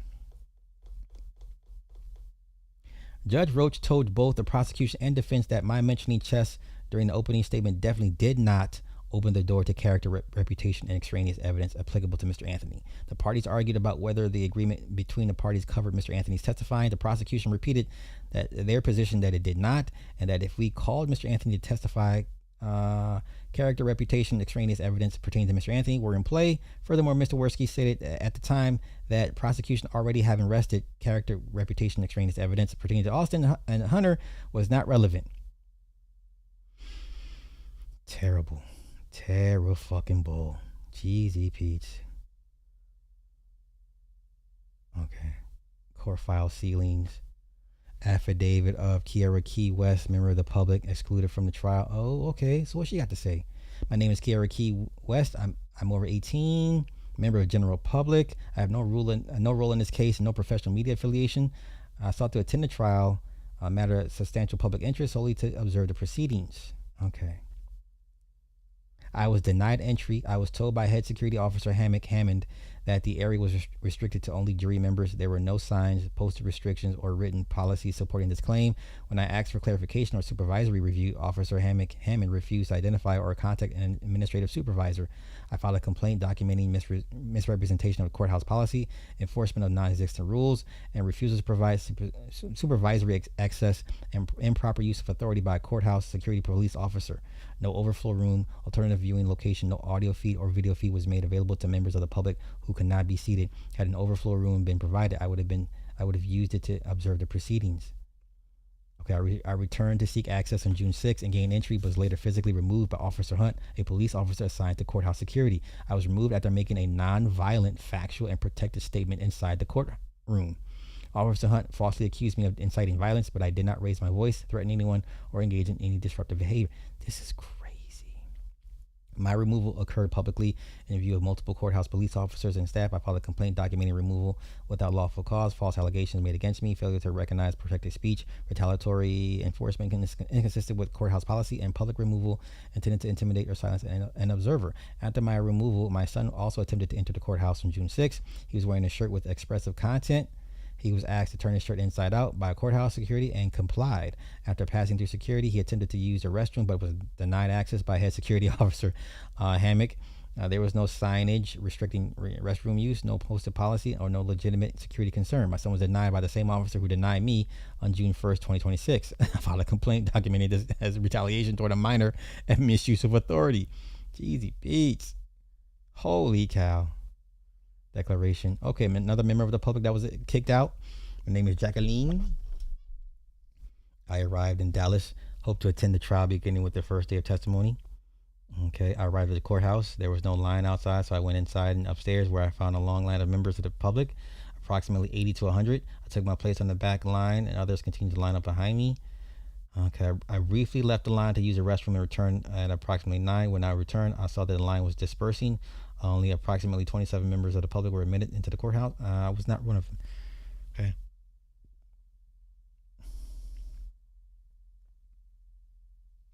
I was unable to attend. Restriction continued. I remained at the courthouse, but unable to gain entry on June 4th. I spoke with a couple of sheriff's deputies to ask why more members of the public were not being admitted. I was told that this was simply the rule for the day. As far as I was able to determine, the same restriction remained in place for the rest of the week.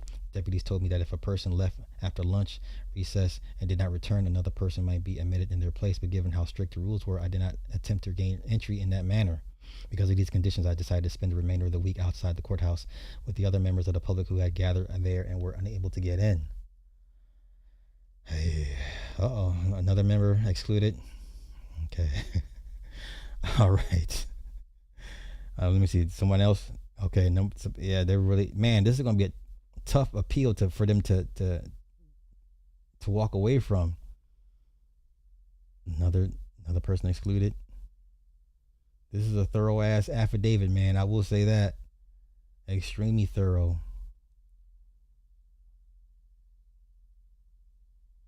Media credentials. The court's charge to the jury, guilt or innocence. These are jury instructions. Okay, jury instructions. Murder, okay.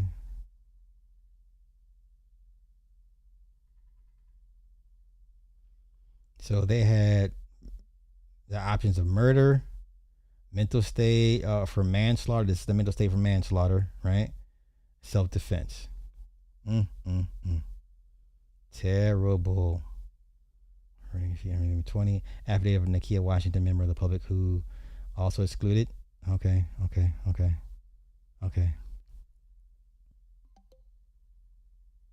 All right. There it is. All 193 pages, y'all, of the Karmelo Anthony's affidavit from his new legal team. 3 very strong grounds for a new trial. I'm 60-40, man, that the Texas Court of Appeals, I'm 60 that they'll probably deny it, but I'm 40% hopeful they at least give him a new trial on at least one of those grounds. So I'm 60-40, man. You know how it is with those people. So, all right, I'm out of here, man. I gotta go tanning. It's 5 o'clock, about 100 degrees outside. I gotta go get my tan on. I may or may not come back later on tonight. Don't hold me to that. Do not hold me to that. So with that being said, thank y'all for everybody that came through. Thank you guys for all the lovely super chats as always. And so yeah. All right, I may be back. Like I said, don't hold me to it. All right, enjoy the rest of y'all's day. Wait, where's my thing at? Where the hell's my thing at? Okay, there's my outro. Let's go. One of the ops breaks the catch on taste, the human in chase. You live on like a piss, look like a dog, stuff in face. Talking all my hoes, I might stand my name for wrist. I've been busting on the side house, you live in the six, I know it's a risk. You be popping in, they catch me live and take off the sleeves. Turn it off, kids, and pop my shit, my shit, I'm fucking you up like me, I'm like, okay,